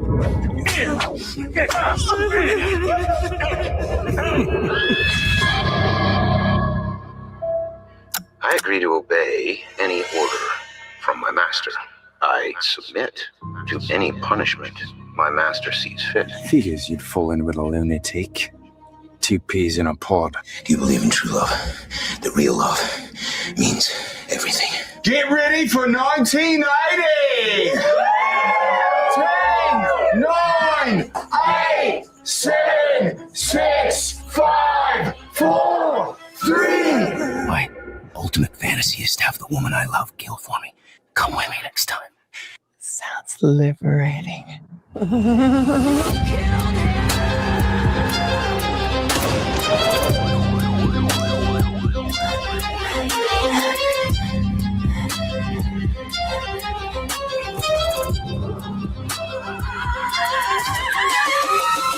got ourselves a special chromosome.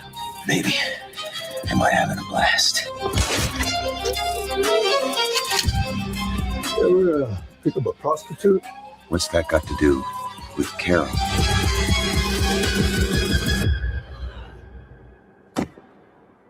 It's fun to kill.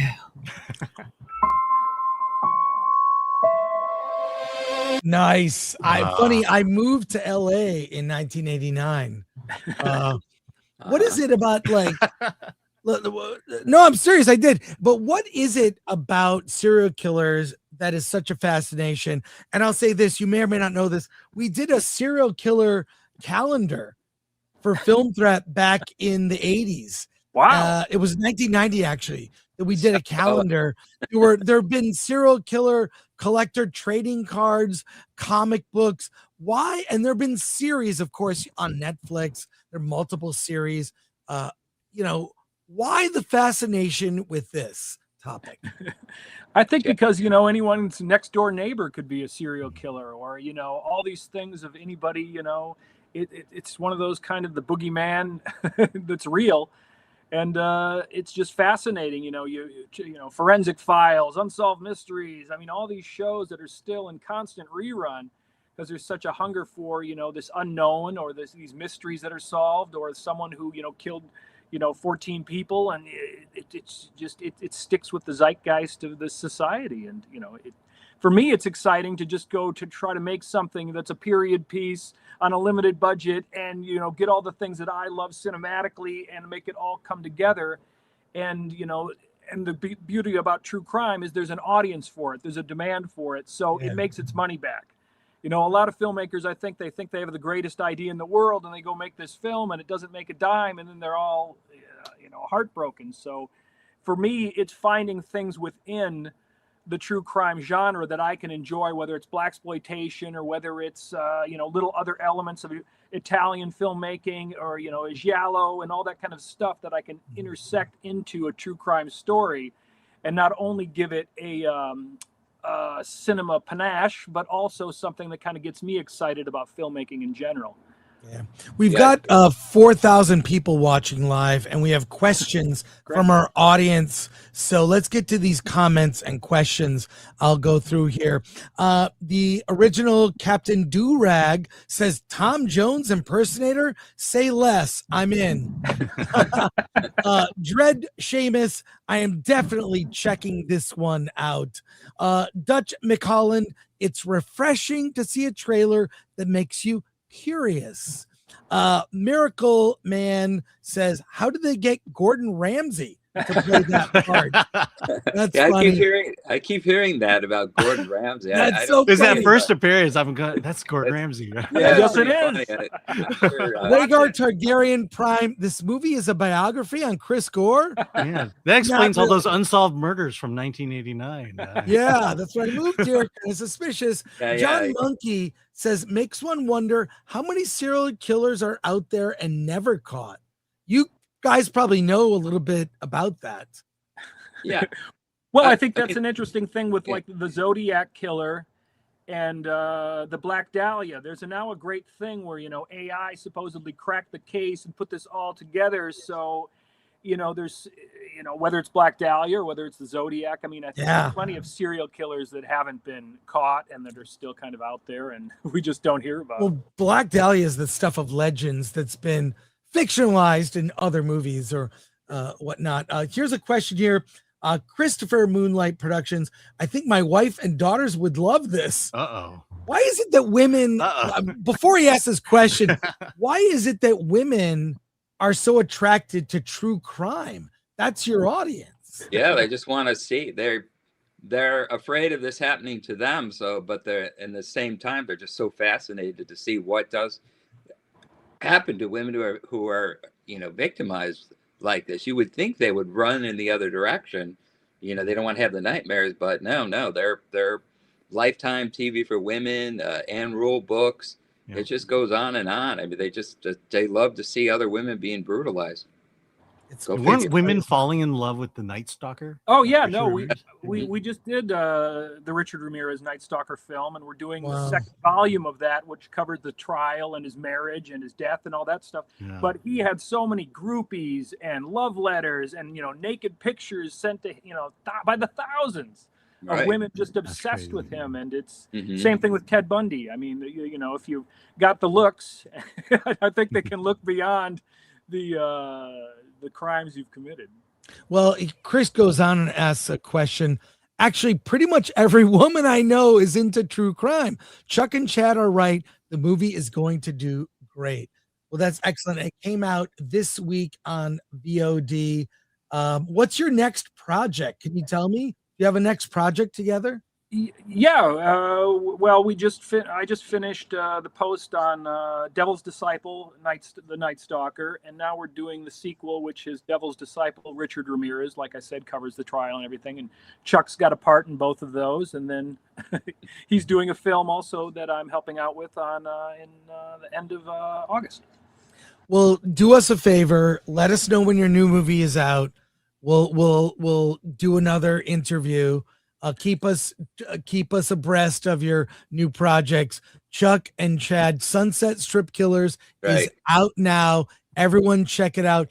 Thanks for your patience. Thanks for joining us on the show. And Chris, I do have to say, one of my favorite fucking articles is, you know, it's way back, you know, when Film Threat was, you know, a paper magazine. And I remember paper. You did an amazing article on Jerry Gross, one of my hero distributor producers back in the day. And, you know, it was one of those just an engrossing article of how, you know, he went from the top of the heap and the cocaine and the Pan Am building and all, you know, all these great things in New York to living in a shithole apartment in Hollywood and dying alone and penniless. And it was one of those things that's my goal as a filmmaker, to reach the top and then die penniless in a shithole motel. Yeah. Well, that's sadly a story that gets repeated. But thank you for remembering the Film Threat magazine from the 90s. We're actually working on a book.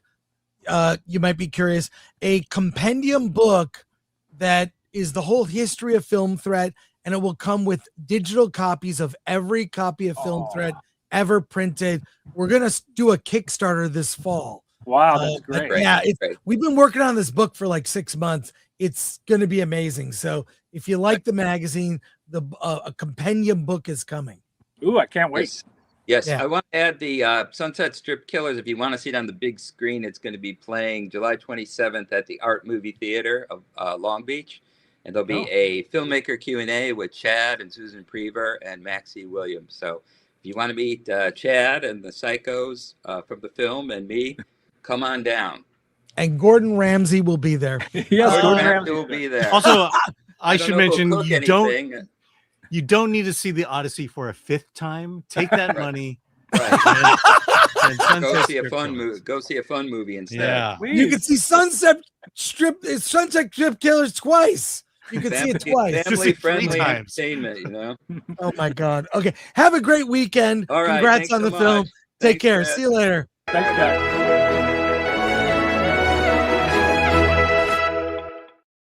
That was great. We do have more comments. We have a couple more reviews. If people want to talk Odyssey, We'll keep doing it. We have more comments. Alan, why don't we do a quick review of the cholesterol code? Yes. Should we do that? Yeah. Let's This do would be a that. quick one. Okay, let's get it queued up for that. I want to hear this review. Yeah. The Cholesterol Code is a documentary that came out recently. Alan, That's not it. Yeah. let's start over. Let's start over. Okay. Here we go. Alan, The Cholesterol Code is a documentary that came out recently. I'm really curious about your review because they talk about types of drugs that they get people hooked on because they have high cholesterol. Mm-hmm. And, recent events have made me question the science.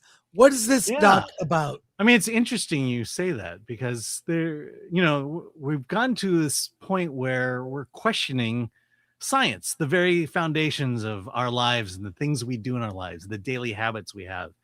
And this movie somehow says that maybe we got the science wrong about a certain subject, and that would be cholesterol. The movie features Dave Feldman, who is basically an engineer by trade, but he was on the verge of, he was pre-diabetic. I mean, really on the cusp of becoming diabetic. And he decided he needed to turn his life around. So he turned to a completely keto diet. And not only did he get rid of the threat of diabetes, he was healthier, clearer mind. He worked out. He was stronger. I mean, if you looked at his medical report, everything about him is perfect except for one thing. And that was his LDL cholesterol levels. They were off the charts to the point where it was going to be heart attack inducing. That's what, and so his doctors were trying to persuade him to get off the keto diet because what's the point in being healthy if you're going to have a heart attack? And what people do at that point is they begin to question the science. It's like, well, is cholesterol really the reason people are having heart attacks? Is it really the cost of diabetes? Is it really, and so what happened is he started doing research and started talking to people and found that this was common for people on the ketogenic diet, where they would be healthy in all aspects except their cholesterol. And so the question was, well, maybe we should use science to prove or disprove that hypothesis. Huh? The problem is Dave is not rich. And also the drug companies don't want to fund a report that could actually get rid of the entire category of statin medication. So what Dave does, and you'll see this in the film, he conducts the very first crowd-funded research project, scientific research project. And the project is this. He takes 200 people who have been on the ketogenic diet, and he does a heart scan, basically to look at the plaque in the arteries of their hearts. And in a year, they're going to continue going on this ketogenic diet, and then they're going to rescan their hearts and see what changes take place. And from there, I will say you need to see the documentary to see what the results are, but I think you can guess what the results are. Again, I think, and let's also say that let's say for hypothesis sake, or that maybe they found that that cholesterol isn't the cause of heart attack. Imagine trying to now tell the medical industry that fact. And by the way, that's the third act of this movie. By the way, Alan and I are not doctors. We're not giving medical advice at all. No, I'm talking about a movie I saw. We're merely talking about a documentary. I am on a lot of the drug for high cholesterol. I am also on a keto diet, but I question, am I on a subscription plan for life? Mm-hmm. Because my so-called high cholesterol, is this what's going? Is it, look, do they make drugs to cure diseases or make them to have you take them forever for profits? And I think we've seen too many. I mean, Ozempic is rampant in Hollywood, and objectively, I think it makes people look, it's a quick way to lose weight, but it makes people look really unhealthy. Yeah, and which also is doesn't disturbing. change your habits to get you that got you Right. into the place in the first place. Right. So I'm fascinated. I really want to see this documentary, Alan. What Yeah. else did you learn? Yeah, I mean, look, that's You're doing I'll keto say- right now, right? Yeah, I'm on keto right now. For the same reasons. I was healthy, but I had high blood sugar levels. And they want to put me on this regimen of all this medicine. And quite frankly, I started doing it and I got off because of what it was doing to me. And I'm just going to go full keto here. But the thing is that if you look at a lot of the health documentaries that we've reviewed here at Film Threat, the common theme that they all have is it challenges the current way of thinking, especially when it comes to the food pyramid. That maybe a low-fat, high fiber diet is not the answer. And that if it was the answer, why are there so many fat people since the 60s, since the late 60s when they instituted it? Maybe we're misinterpreting science. And then, having worked at Film Threat and reviewed a lot of these movies, I've realized there's a common theme when it comes to medicine. And it's this idea that God made the human body wrong and only science can fix that. And that somehow science knows better than God. And you'll see this theme kind of come up subversively in a lot of these documentaries you see about low-fat diets and blah, blah, blah. But also challenging that in the sense of maybe if we went back to the diets that we used to have, the preservatives that are put on our food, maybe the way we grow our food, the pesticides that go into that. Maybe we go back to the way we used to grow food, process food, and the food we ate. The idea of this low fat that you can't eat red meat anymore. Maybe we were wrong about that too. And not to say that, as you mentioned during my review, that we are not doctors and blah, blah, blah. I think it's your body. Everything that happens to your body is your responsibility. And it's up to you, if you want to live a healthy life, to do the research and come up with the conclusions that works best for you. And don't blanketly follow the so-called experts. Do the research. That's all. Do it. Let's go to comments on your review, and we have other comments we'll get to as well. Yes. Oh, Leo Kui, science is God until it conflicts with your personal prejudices, preconceived notions, and financial incentives. When did that ever happen? Yeah, thank you, Oli Quinn. Christopher Moonlight Productions. This guy's story is my story. High cholesterol all my life. The blood pressure of a teenager at 50 years old.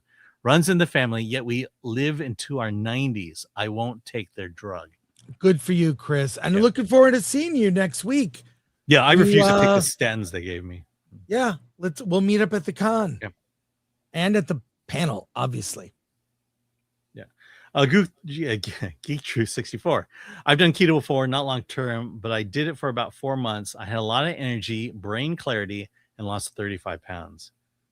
Yeah. Yeah, I'll do a version of keto and then I'll do strict keto.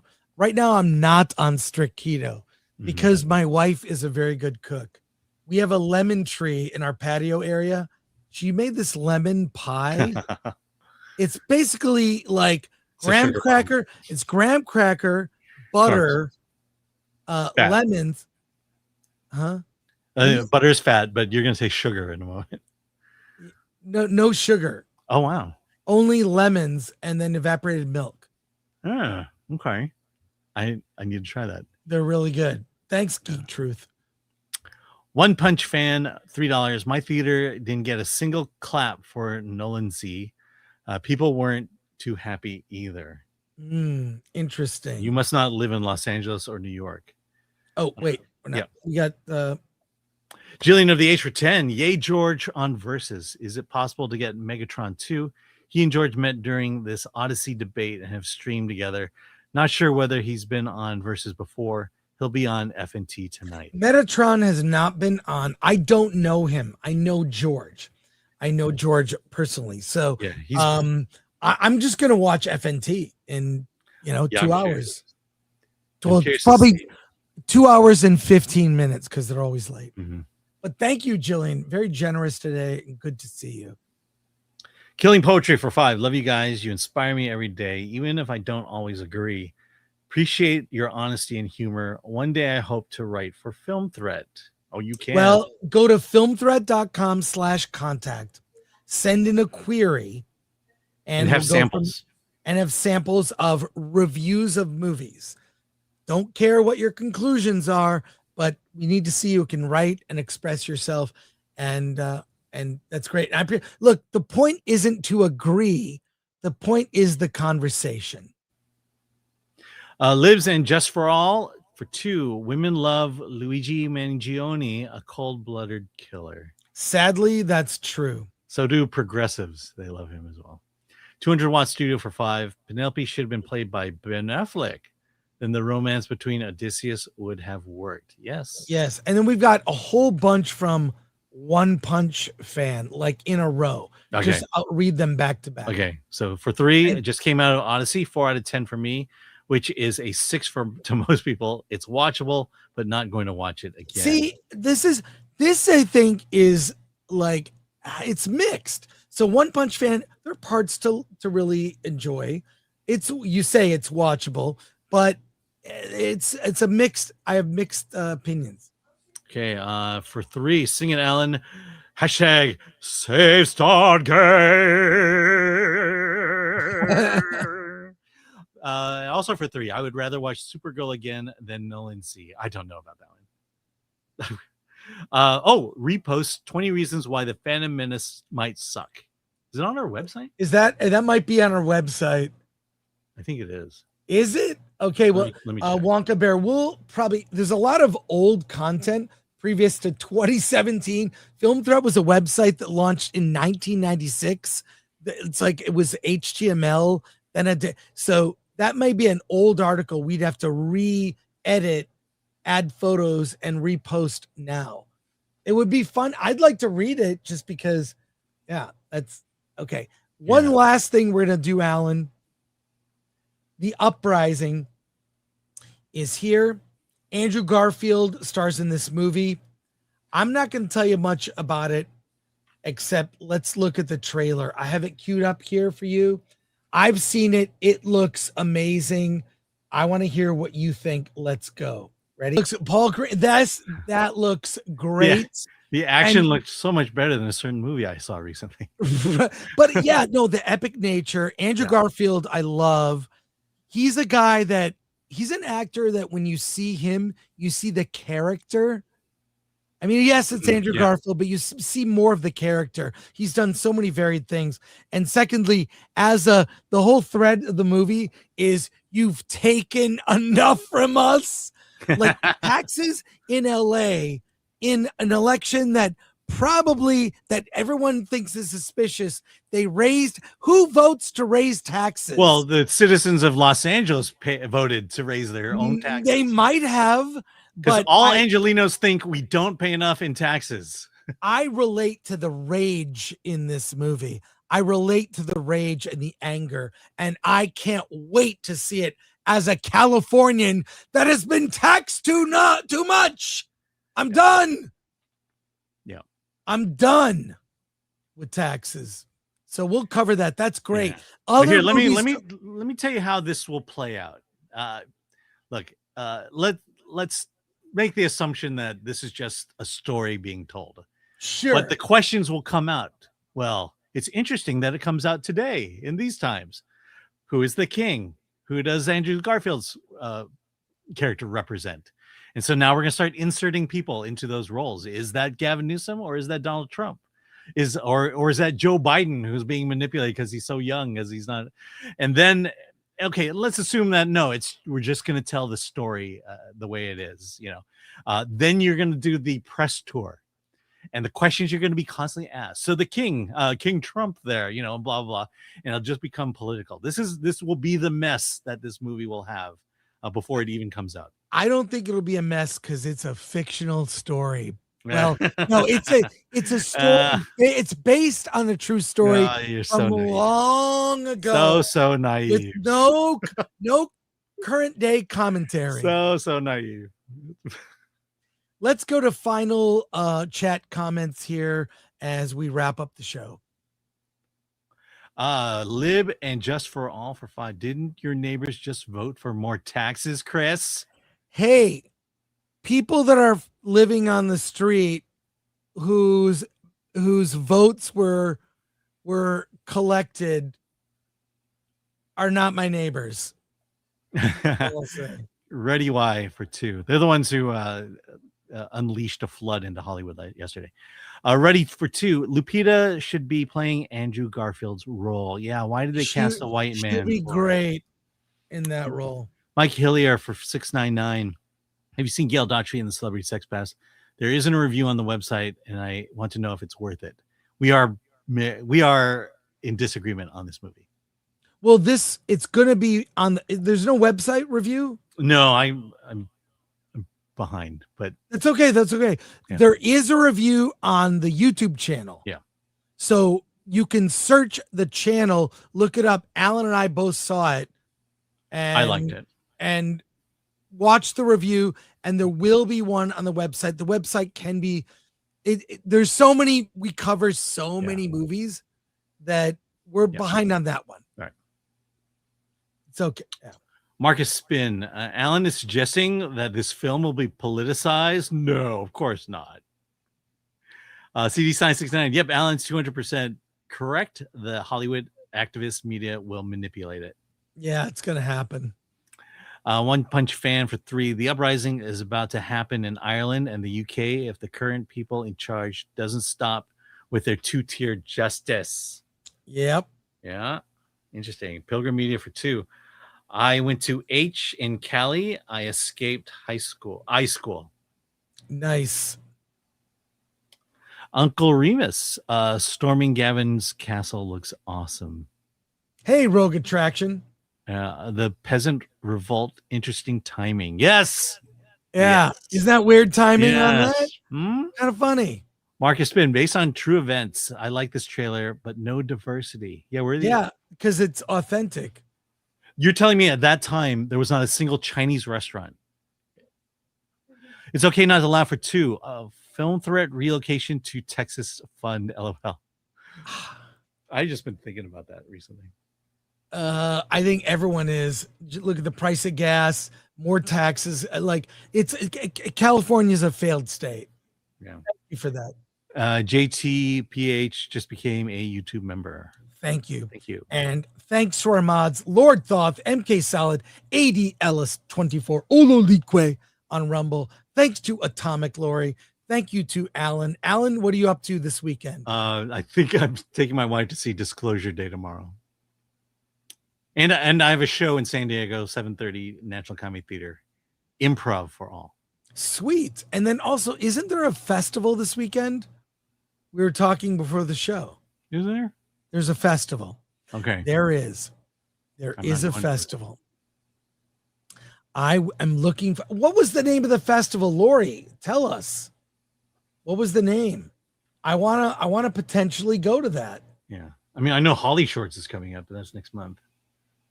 Well, we can do that. All right. Have a great weekend, everyone. Thank you for your generous super chats. We're back on Monday with Versus. RMB will be there. George the Giant Slayer. We're talking the Odyssey with our panel Monday. Alan? Let's get out of here.